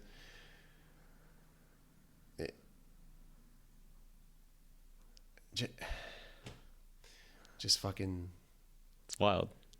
take the chunks. You know what I mean? Like, get to the top of that hill. Get to the end of tomorrow. Small wins. Get through the appointment. Yeah. Learn something about this. Watch the knee recover 2% overnight. You know, What happened to your knee? I never received like a professional assessment, so I can't confirm what So happened. you have no clue. But I feel that I had some torrential effects to my meniscus on that left knee. Why don't you want to get a professional look at it? In some arrogant way, I feel like I know that based on the most recent peer-reviewed literature. Sure. Even though I'm not in touch with treating knees or anything. Yeah. Based on the most recent peer-reviewed literature and the way that people I kind of listen to portray it, it seems that the outcomes for the meniscus, for the types of surgical intervention that are available with the innovation currently and rehab, the outcomes are fairly similar. And in often cases, it's better in rehab. The outcomes are better. What are you doing right now? It's rehab. Lot of careful movement. Yep. Like I'm trying to put the knee through everything the knee is supposed to do, just with extreme care and caution. Yeah. And controlled time scale and minimal resistance until I can tolerate a little more, and then just like having as controlled environment as possible for it. So essentially jiu-jitsu is very difficult. And the trail runs. What are you talking about? Well, the trail runs, like you can. Each step's different. That's like controlled, bro. Yeah. But you try to make these quick predictions. Yeah. And quick reactions. Yeah. And being barefoot or in Mazatli sandals that are only like fucking 5 millimeters thick on the bottom between the leather and the Vibram Mega Grip. Shout out to Vibram for the hottest rubber Let's go polymers. Vibram. Yep. Even though the Olmecs who engineered this original sandal, they were doing tree rubber way back. Is tree rubber better? I mean, it's before like modern innovation, vulcanized rubber, all that stuff. The real natural, natural shit. But anyway, Vibram's crushing it. You can feel enough. You've removed enough padding around yourself physically and conceptually with your senses to collect enough information To be relatively controlled. to try your best to make the next step one that you've predicted a little bit. Yeah. You know what I mean? It's not totally reactive. Well, it is totally reactive, but you're trying to be a little bit in front of the event with your reactivity. Like you see it coming, you decide now what to do. And then the time you hit it, you're in a position that you've already reacted to the next step. Sure. You feel me? I feel you 100%. Like that warped wall, you know, you're going to have to lean back. So you decide to lean back before the fucking wall smacks you in the face. Right? Yeah. It's the same shit. How do you feel about being responsible for other human beings' like fitness journey? Like they're scary. Yeah. Extremely scary. How so? Why? I think anytime somebody trusts you with any element of their well-being, which in a way, everybody you spend time with is doing that. Sure. Right? Because like me coming over here to hang with you, beforehand, I was trusting in the fact that like we would have a fun, safe, relaxing time. You know what I mean? Yeah. Like I'm not going to come in here and two people are going to like chloroform me and then y'all going to harvest my kidneys or something. Sure. You know what I mean? Yeah. Or extreme example, but yeah. Or you're going to get me on the mic and ask me a whole bunch of incriminating, uncomfortable stuff about topics that like you don't want to talk about. Maybe are super challenging. Yeah. I told you that nothing's off limits, but sure. Yeah, you could push it there. You know what I mean? So like I'm trusting that. But it's different. Like this is like physical. This Yes. is like your one meat sack that you are gifted with your entire life. Yep. You know, and The most important physical tool. yeah. I like to think of it similar to like an art form because like, I don't know, like a sculpture, right? Like a Michelangelo or something like that. Michelangelo. And he's like, has a pick and a hammer. And if he fucks up like this one spot, like you can't put that piece of marble back on. Yo, you know, that's a big deal. You can't. It's like, and so if you fuck someone's back up one time, or like they drop a weight on their foot when like you're not paying attention while spotting someone properly, and you're just kind of just like going la-di-di-di, doing like kind of relaxed like workout, and you're not paying attention, you could really affect someone's life. Yes. But also in the reverse fact, someone's knee gets recovered that you're responsible for. Yep. Someone loses 30 pounds or gains 30 pounds in the right way. Sure. That they're, that you helped them with. Power and responsibility. You know? Yeah. And so there's that like, oh, that's awesome factor. Yes. Too. You know, like a biggest compliment I got from like a client of mine when I was training at UCLA, he lost like, I don't know, 50 pounds. He's like 6'7", like 350 pounds guy. He's like, oh, I could walk up my stairs. I could carry my kid. That's incredible. I was like, yo, that's dope, dude. Like, shouts out. And that's that gamification too. Yeah. Like, I want to be able to pick my kid up. Yeah. But also this dude took, imagine carrying a 50-pound dumbbell, guys. Heavy as fuck. Heavy as fuck. Yeah. A 50-pound backpack, a 50-pound sack, any of that. You took that off your meat sack. That's huge. You know? That's a big deal. Like, that's one thing I've learned about doing all the weight carries, by the way, if you don't know. Hunter carries this, I'm going to hype Hunter up again. Carries this 100-pound punching bag. Like, imagine like a heavy bag at like any regular gym. But the hanging bags. The hanging bags. Yeah. And it's blue, of course, because it's Nomad. And coincidence, but great. And he's just like chucking along in the mountains. Imagine like a literally mountain, like just dirt, and this like hanging punching bag on Hunter's back. He walked it up a mountain. It was super miserable, but like what an adventure! Yeah. Oh my god. No one thinks about that type of hard, in my opinion. Like I've never seen it, and you're smiling through it too. Yeah, it's so fun. Like when I'll be like, someone be like, I'm gonna go do the Stairmaster at LA Fitness today. Yeah. And watch and a movie. I'm gonna do a 5x5 a bench press and the stair climber. I'm like, that's hard. I'm gonna go do that. Yeah, it is hard. Shout out to those people. Shout out. But then there's like a different level to hard. You're gonna take that 100-pound bench press, put it in a weird form that you can't carry. Yeah. Put it on your back that is like straining your neck, and Dude, then on top of that, it's so rough. Wait, you're not wearing any shoes. You know how insane that sounds? Okay, but listen, if I'm going to go out there and remove the conceptual padding between me and these challenges that are in my environment waiting for me, what the fuck am I going to put shoes on, bro? Yeah. No, I get it. I'm going to add padding here, remove it there. No, fuck that. I'm going barefoot. Let's go. It's funny, too, because like all these weights and stuff are like all man-made, too. You know? And it's like the society's conditioning you to like what is your hard. Mm-hmm. When I thought that was hard. And then I'm seeing this crazy guy with red hair for the first time, no shoes, bringing up, punching bag up a mountain. I was like, wow, I've been living in like a different video game, you know? I mean this all with love, by the way. Yeah, I remember like, I forgot. It was me and Allie. We were at Nomad.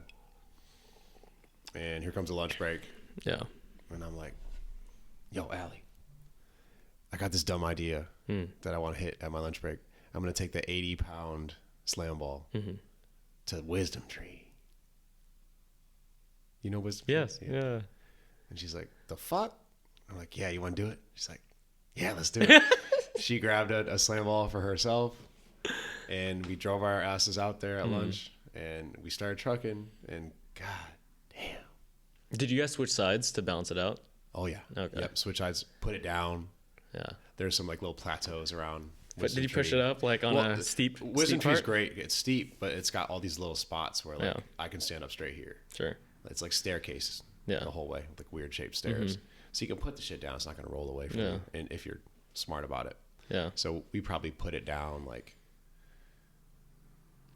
8 times on the way up. That's impressive. Like 4 times Eight's on the way not that down. many. It's not that many. It's not that many. But it is something. And we're taking those breaks. Yeah. So then I'm like, oh, that's pretty sick. Yeah. What did I do next? Then I found these weight vests. Yeah. Somebody gifted us a weight vest that they didn't want anymore. Sure. Then there were like 2 in our shed. I have one over here. Amazing. I love it. Yeah. How much weight? 40? Dope. That's Yeah, heavy. I do Murph every year. Do you know what that is? I don't know what Murph is. Murph is a CrossFit workout Okay. for a military veteran who died like serving. And it's on Memorial Day, I believe, every year. Okay. And it's a 40-pound weight vest, Which is a lot of weight a 1 mile run, for a weight vest. 100 pull-ups, What? 200 push-ups, 300 squats, and another mile run for time. That's miserable. I did it here with one of my clients, the young kid. Wow. Yeah. 100 pull-ups with a 40-pound vest? Yeah. I mean, it takes a while, dude. Like, what kind of pull-ups? I mean, you could kip a little bit. I guess any kind of pull-up with a 40-pound on you is You're just trying to respectable. get your chin above the bar. Got it. But 100 of them. Like, no matter what, it's hard. How long does that fucking take? My fastest time was probably like 56. And that's 2 miles in there, too. A mile in the beginning, mile at the end. Yeah. So those are roughly... I usually fuck up in the first mile and run it way too fast. Yep. It's like a 7. And then A 7-minute mile with a 40-pound vest. Yeah. That's awesome. But the last mile is like 18, 20 minutes. Like, not that long, but it's a very long. Yeah. It's probably like a little bit over 10. 300 squats, too. Damn, that's savage. You can do it? We're going to do it this Memorial Day? I don't know if I'm tough enough for that. Damn. Bro, you just said you trekked a... So I got the 2 25-pound weight vests that like the fucking shit doesn't work. The clips, Yeah. it's all over the place. and your girlfriend on you. Well, we got to that later. So then I had the 40-pound vest, the 45-pound vest, sorry. Then the 225s. Yeah. What's the math? 90? 95, something like that. So I started taking the combination around. I started putting all 3 on. No. Like, that's cool. I did Wildwood. I don't know what Wildwood With is. the 95. It's like it's 3.5 miles round trip. Yeah. And 1,700 feet elevation gain. Okay. Something like that. I need to get better with the elevation gain point because I don't have anything to compare it to. Just steepness. You know what I mean? We're chatting. We're good, dude. We be chatting. We chatting, baby. What's the time on this? I'll tell you later. Okay. Wow. Edit out my stupidity. No. What's left will be It's 2 so weird. minutes, probably. It's so weird because like you're like very goofy and then you'll get serious real quick and spit some knowledge and then you'll like go right back to it. I'm like, who is this guy? We out here smoking weed, drinking old fashions. Do you want a little bit of scotch before to end it out? Yeah, sure. Let's go a little bit. I appreciate that, man. Yeah, so I got these fancy ones for us, bro. Ooh, I feel like we did some good work. I think we good agree work for what? We agree on like some of these foundational concepts we're laying out. Who? You and I. Oh, right now? Yeah. Yeah, 100%. So we've got, trust your operating system. Trust your how. How does Nate do shit? How does Hunter operate Yeah. in situations friend. at large? Blessed. Thank you so much. Yes, sir. I'm not shooting this whole thing. No, it's a sipper, bro. Like you put it back down. God damn, it's so good. Thank you. You're welcome. Trust your system. Yeah. Trust your broad skill set. Realize if you cling to if you develop your character with the obsession of how you operate, Yeah. then you will have a strong skill set that is applicable in more situations than you could imagine. Sure. And then you can carry the how skill set with pride instead of being like, I won this many tournaments of this, or like I achieved this metric at this. Yeah. It's like, wow, I chose to do the stuff I'm doing. Yeah. In the orders in life, I did it. Start early, start late, whatever. Yeah. How deep you get in it. If you develop that foundational toolkit of ways, skills to apply, thoughts. Yeah.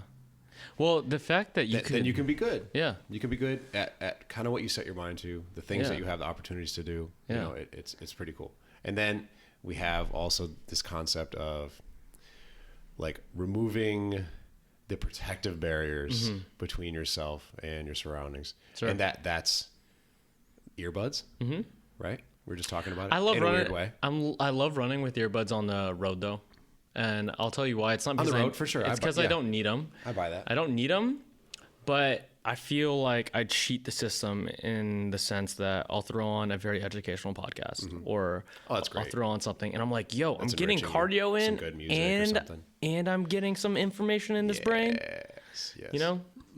But like you're getting different information in your brain by running without headphones in the mountains when you're, you know, different type of knowledge. Yeah, and like when you throw a podcast you're trying to really pay attention to, or like music you're really trying to get something out of or analyze. Or whatever. That's why I think you could do a You're marathon. adding challenges. You know That's what I why I mean? think you could do a appreciate marathon because, or Avery wants to do one. We should do one, honestly. Now I've done several marathon or ultra marathon Ultras. length adventures. Yeah.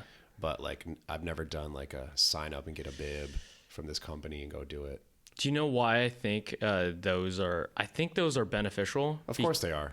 Because I'm scared to do it because like I haven't put myself against runners. You know what I mean? well, it's always never against runners. It's always against yourself.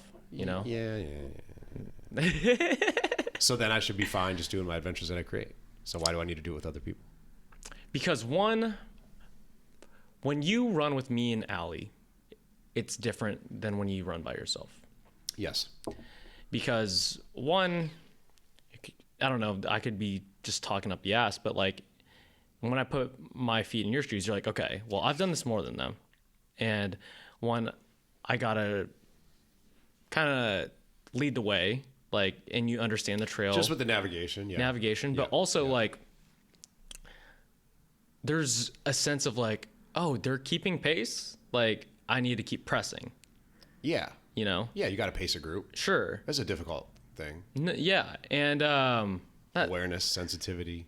well, that's not what I'm getting to. I'm getting to the point where like there's some innate competition to like it's not necessarily like I'm gonna kick their ass or do this thing, but like when you're in a race, you running next to other people gives you some like adrenaline. It's like It does. For you know, sure. Yeah. And so like when we're running together and we're all like side by side that one time, like I was like, oh, that feels freaking cool. We were synchronizing our steps. Yeah. There's that piece again, that rhythm piece. If we link up rhythm with movement and other people, Yeah. we get this boost. Yeah. So the squat, we're out there in the mountains, we got to get home. Sure. If we sync up with our efforts, Yeah. boom, we get this adrenaline, whoo, Yeah. this dopamine, pop. So when I'm running on the road, Now you're handling the challenge. yeah, Pretty soon you're fucking handling it. sure, It's amazing. it is. But when my point was like when I'll see someone running on the road, Yep. I'm like, oh, like I see them in front of me, What's up? I'm getting their pace. Yeah. And then like it's not as hard, and all these things. So like I run faster when it's an actual like imagine like 300 people, 400 people gonna just feel right next to you. Yeah. You're like, oh my god, Let's go. let's go. Yeah. You know. You're right. You're right. I guess I do get hung up on like what I perceive to be the consequences of organized competition. And that's like dealing with the changes in your ego when it becomes official and tracked and on a scorecard for a whole bunch of people to see on a website publicly. You know what I mean? Well, I think that's just who you are. I guess like the whole Nomad brand is like, the way we fitness is not that conventional, like sign up. Hey guys. Yeah. Yeah. You know, the business reflects that. The material reflects that. Yeah. The people we have in there, like Avery and Allie and I were laughing about it on the trail yesterday or today. Yeah, it was today. Today. Feels like yesterday, huh? Feels like yesterday. Great. See, when it's an adventure, like so much shit ends up happening. What were you guys talking about? So neither of them were trainers. Yeah. They'd never done. Yeah, that's what Ali said. Yeah. But I was like, oh, I spy somebody who loves movement, first of all, as a fun practice prerequisite.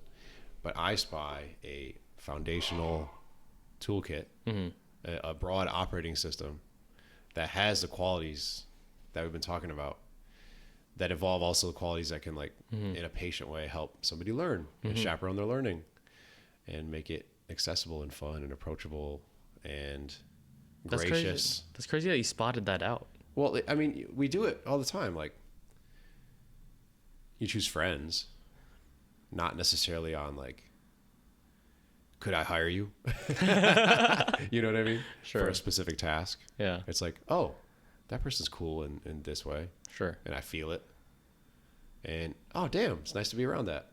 Yeah, but you don't know if they're going to be like knowledgeable in this specific area. Well, they're not. You can count on it. They've never done it.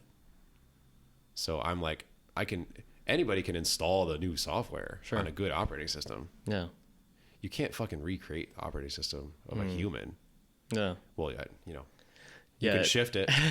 You can hopefully Elon, where's that AI at, bro? Yeah, you can hopefully guide some things, but they say like at a young age, you kind of have your codes about you, your ethics, your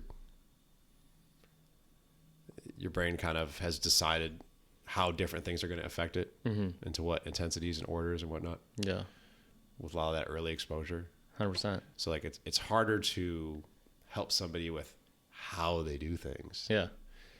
Than it is with like, let's just throw this what on top of that how.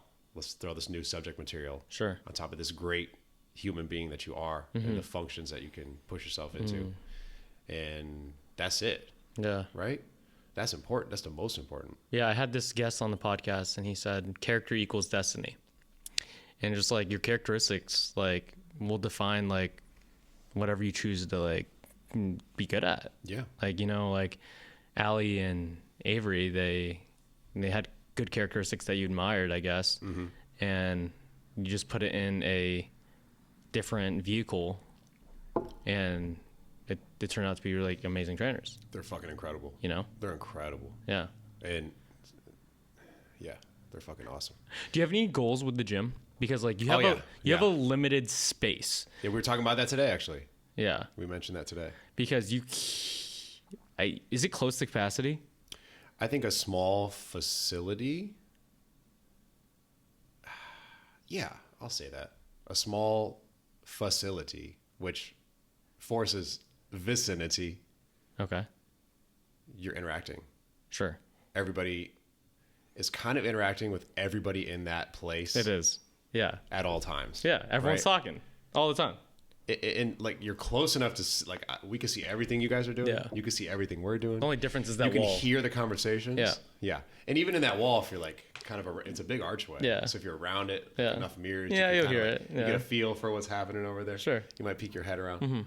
Yeah. So I think in my plan, where I've built our protocols, I think, vicinity is an important facet.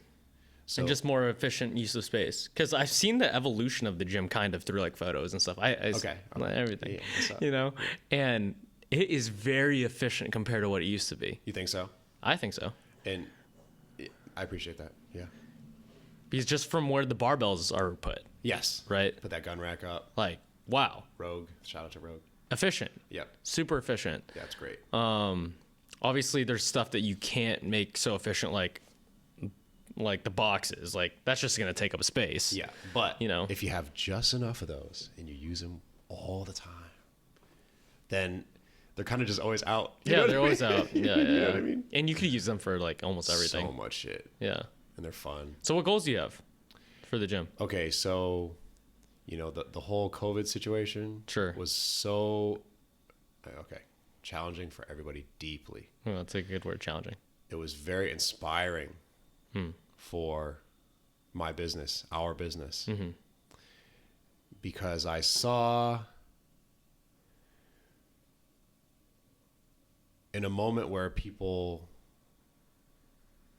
were seeking out connection more proactively than maybe ever before in recent times in my memory at large.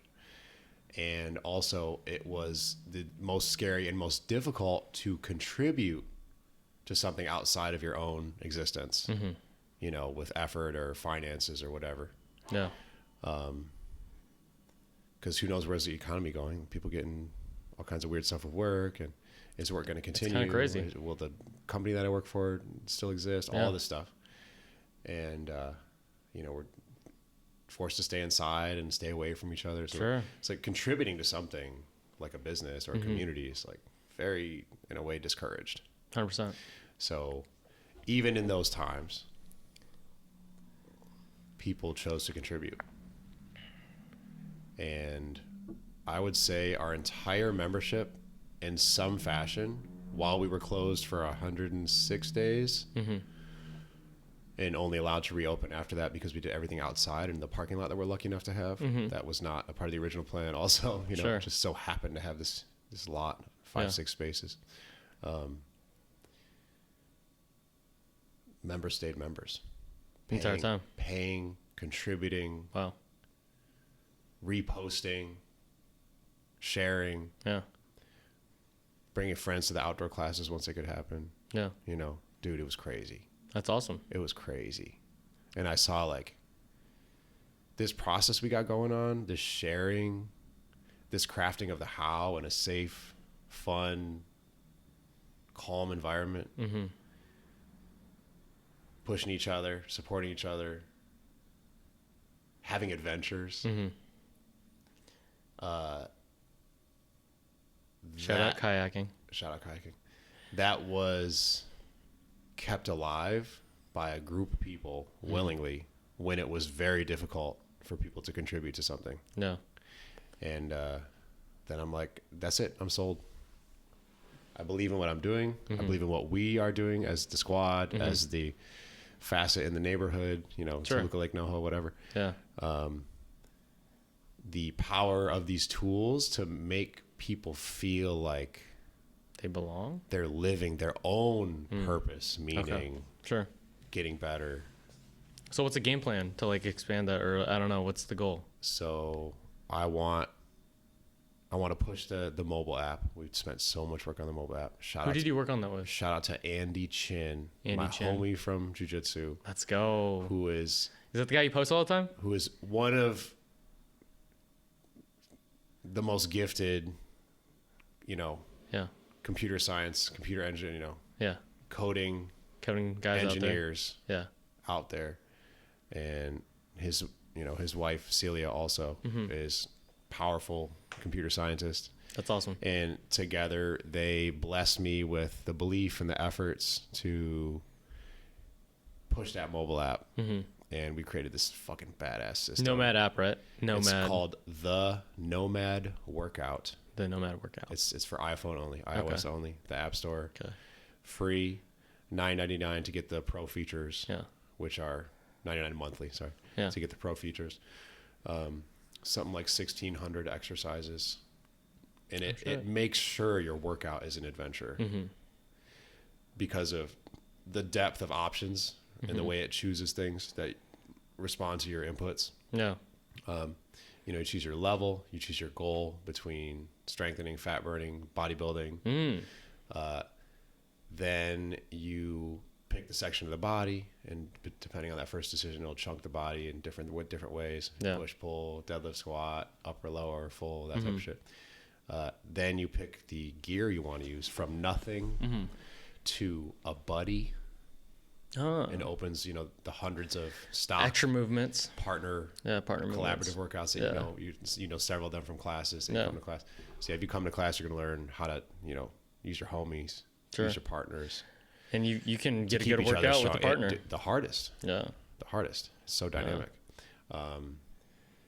To piece of luggage, to a water bottle, the wall. A hallway, if you have a lane or a hallway in your space. I didn't know you could use that much stuff. Like, do that many movements on a wall. We got hundreds of wall movements, dude. Yeah. It's endless. A towel. Yeah. If you got a towel. Everybody's got a fucking towel. Yeah. Right? Incredible full body system, which is a sledgehammer, 10-pound, 8-pound sledgehammer. Incredible full body system. Demonstrated in video, simply with the great clear angles by myself, Allie, Avery, Did you guys come up with the app during COVID? I started coming up with the decision tree like in 2012. Okay, so it's been a minute. Working with one programmer through a friend who kind of pushed it a little bit, dropped the ball. I learned something from that process and how to deal with people like that. And then I took it to another programmer, pushed a little bit further, sussed some shit out about it. Okay, then eventually, through some small spends and years, then I've got this web app version that I'm kind of figuring out how does this back end shit work, and then coincidentally, Andy, one day, somebody in another room asked me "Yo, are you still working on that app thing that you were talking about?" And I'm like, you know what? I'm not. And then Andy goes, huh? Bro, you're trying to do an app? That's what I do for my profession. Like, show me the shit. What's up? What's the idea? That's what's up. And then from him just overhearing, I'm like, okay, let's go.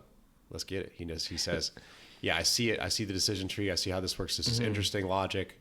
Let's go. Isn't it funny how life works out like that? Yeah. Like, because I feel like every time like I'm like searching for something, I find it. Things most often don't get found because you're not even looking for it. I know. Yeah, I mean, my way sounded better that time. You're right. You said the positive version. I said the negative version. I want to flip it on you. There you go. But was that the goals that you were talking about with Ali and Avery? Was the app? Oh, and all the homies in their app. Bunch of friends. Mike Tobias, who you know from class. Okay.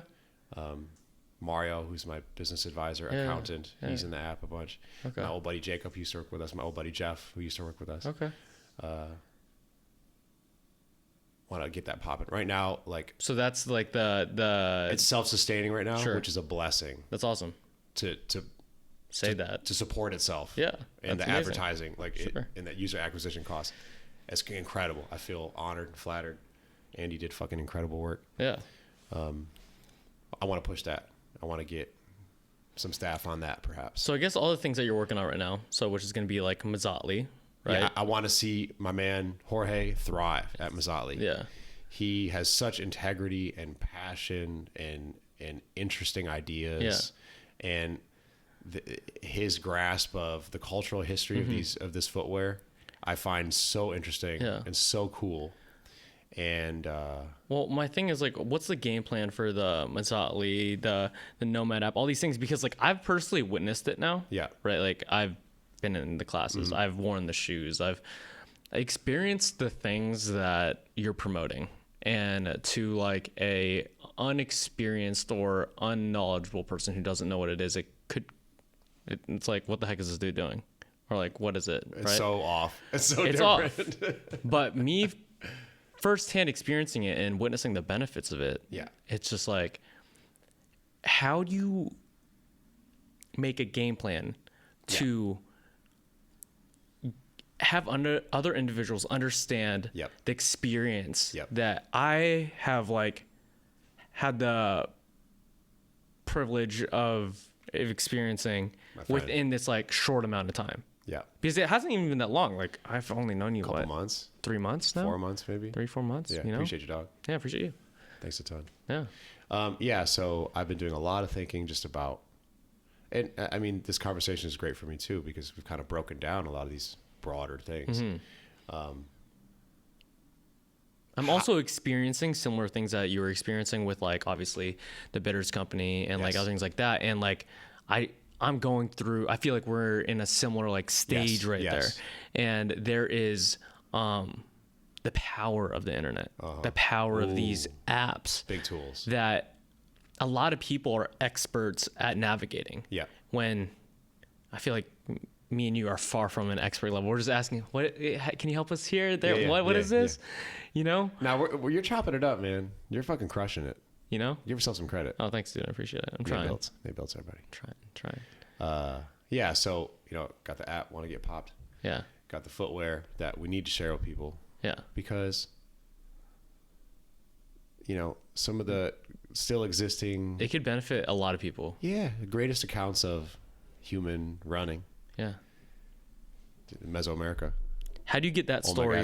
How do you get that story out there? Because like I feel like that's a huge selling point. It is a huge selling point. It's also a huge. I've never heard you talk about it. A justification, so, like on socials and stuff. I let George do the talking because he is of the heritage where he relates to Olmec, Aztec, Mesoamerican native cultural history.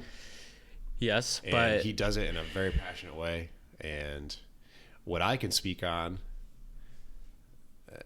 is how incredibly the shoe performs out in the situations I put myself into. That's the difference, though. Like, you're the one experiencing it. George isn't. So we're experiencing it in different ways. I get that. Yep. And come together, and it's something pretty fucking awesome. Because I can feel like I'm connecting with this guy who's spending all his energy. I'm out there grinding the body and the experience. Sure. and the mind, putting the shoe to the test.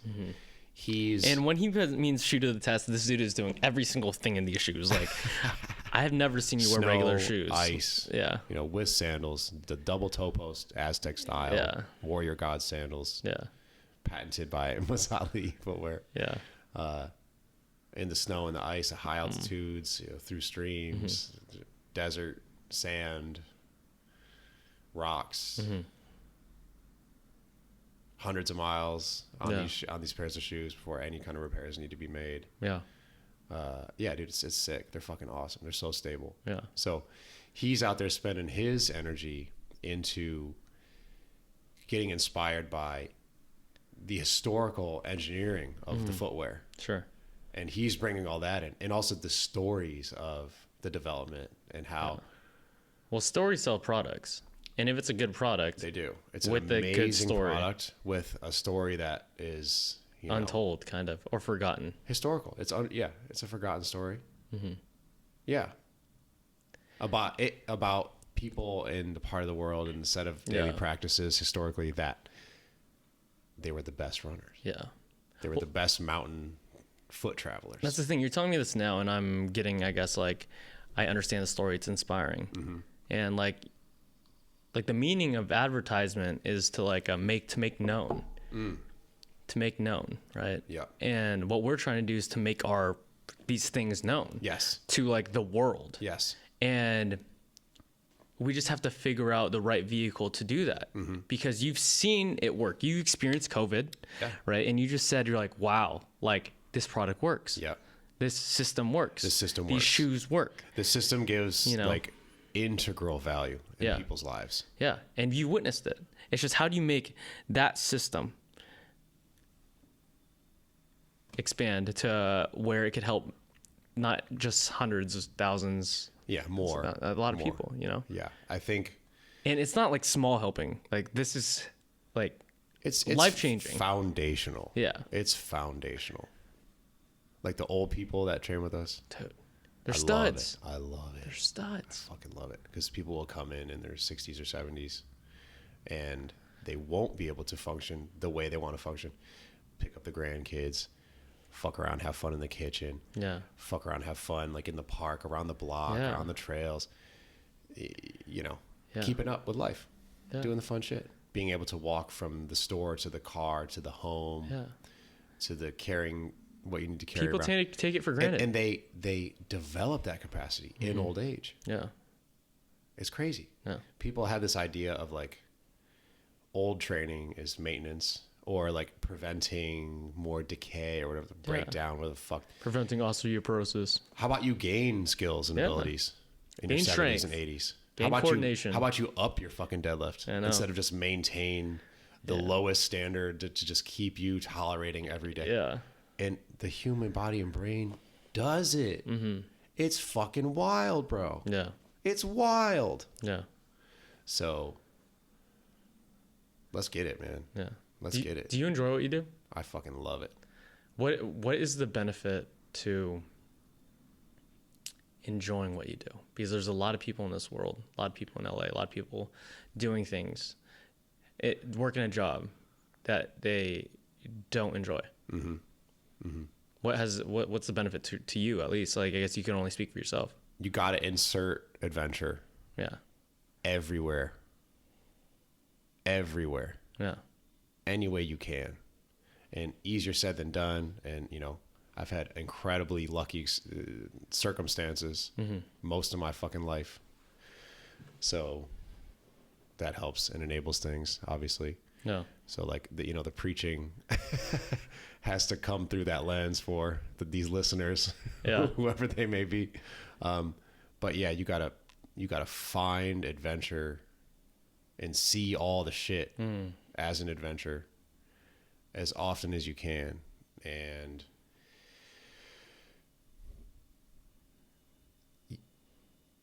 you got to take care of yourself, obviously. You got to figure that out.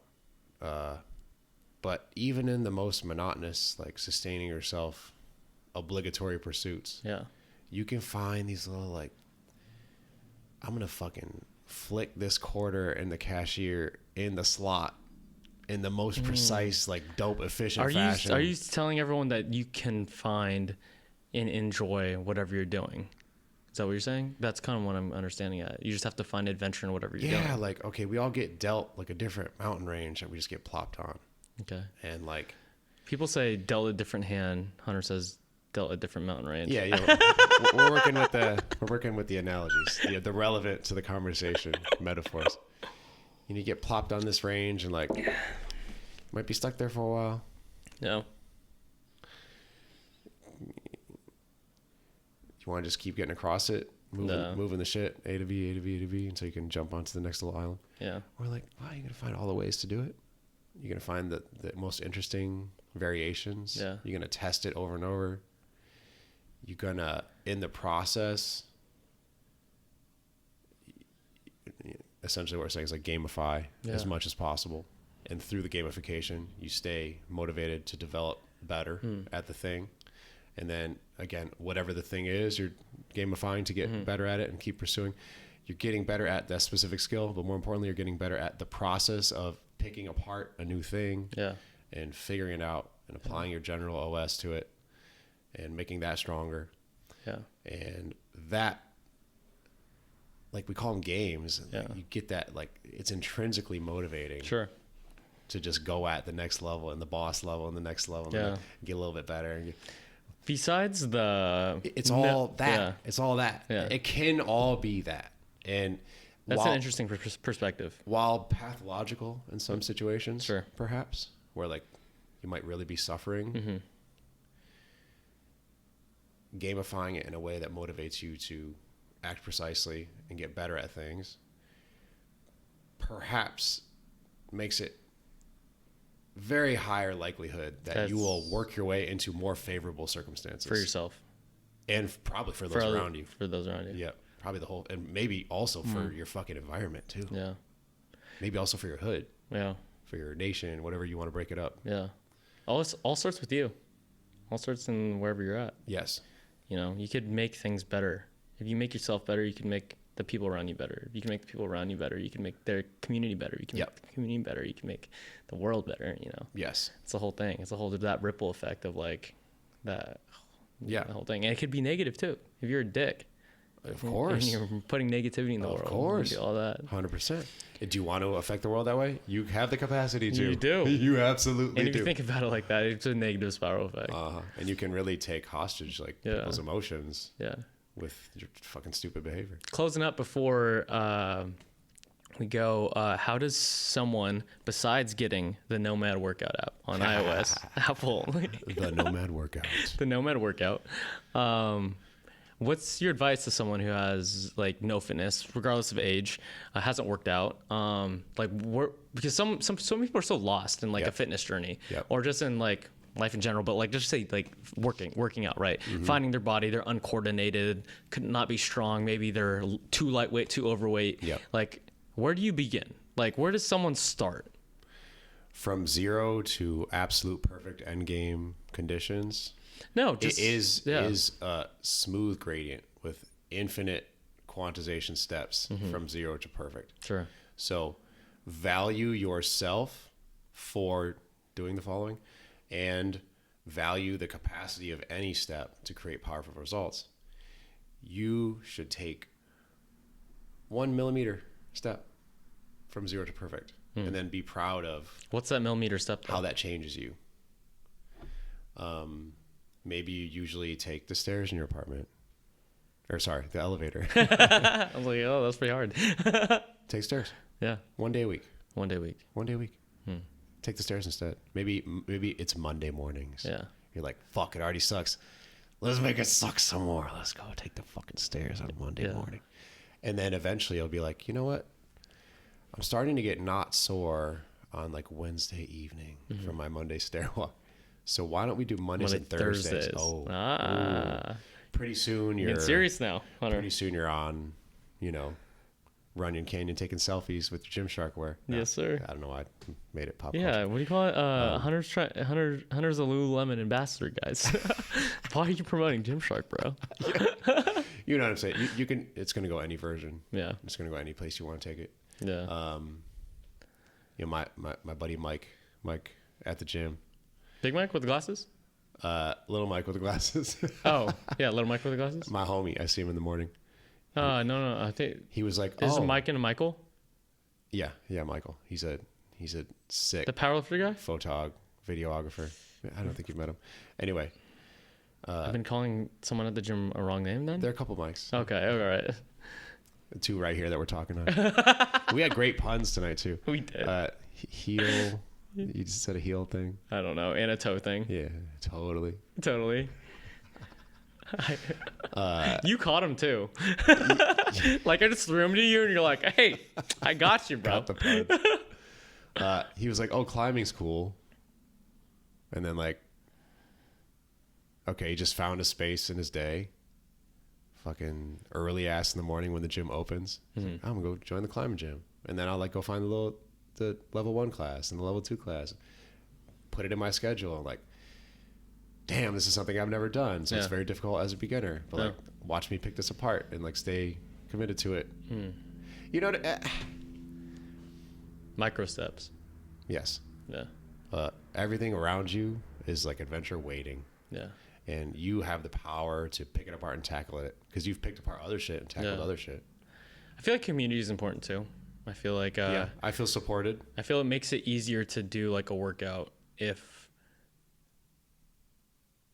there is positive energy around you, making you believe that it's okay. The belief again. Yeah. We've discussed that. To be comfortable in sucking for a while. Yep.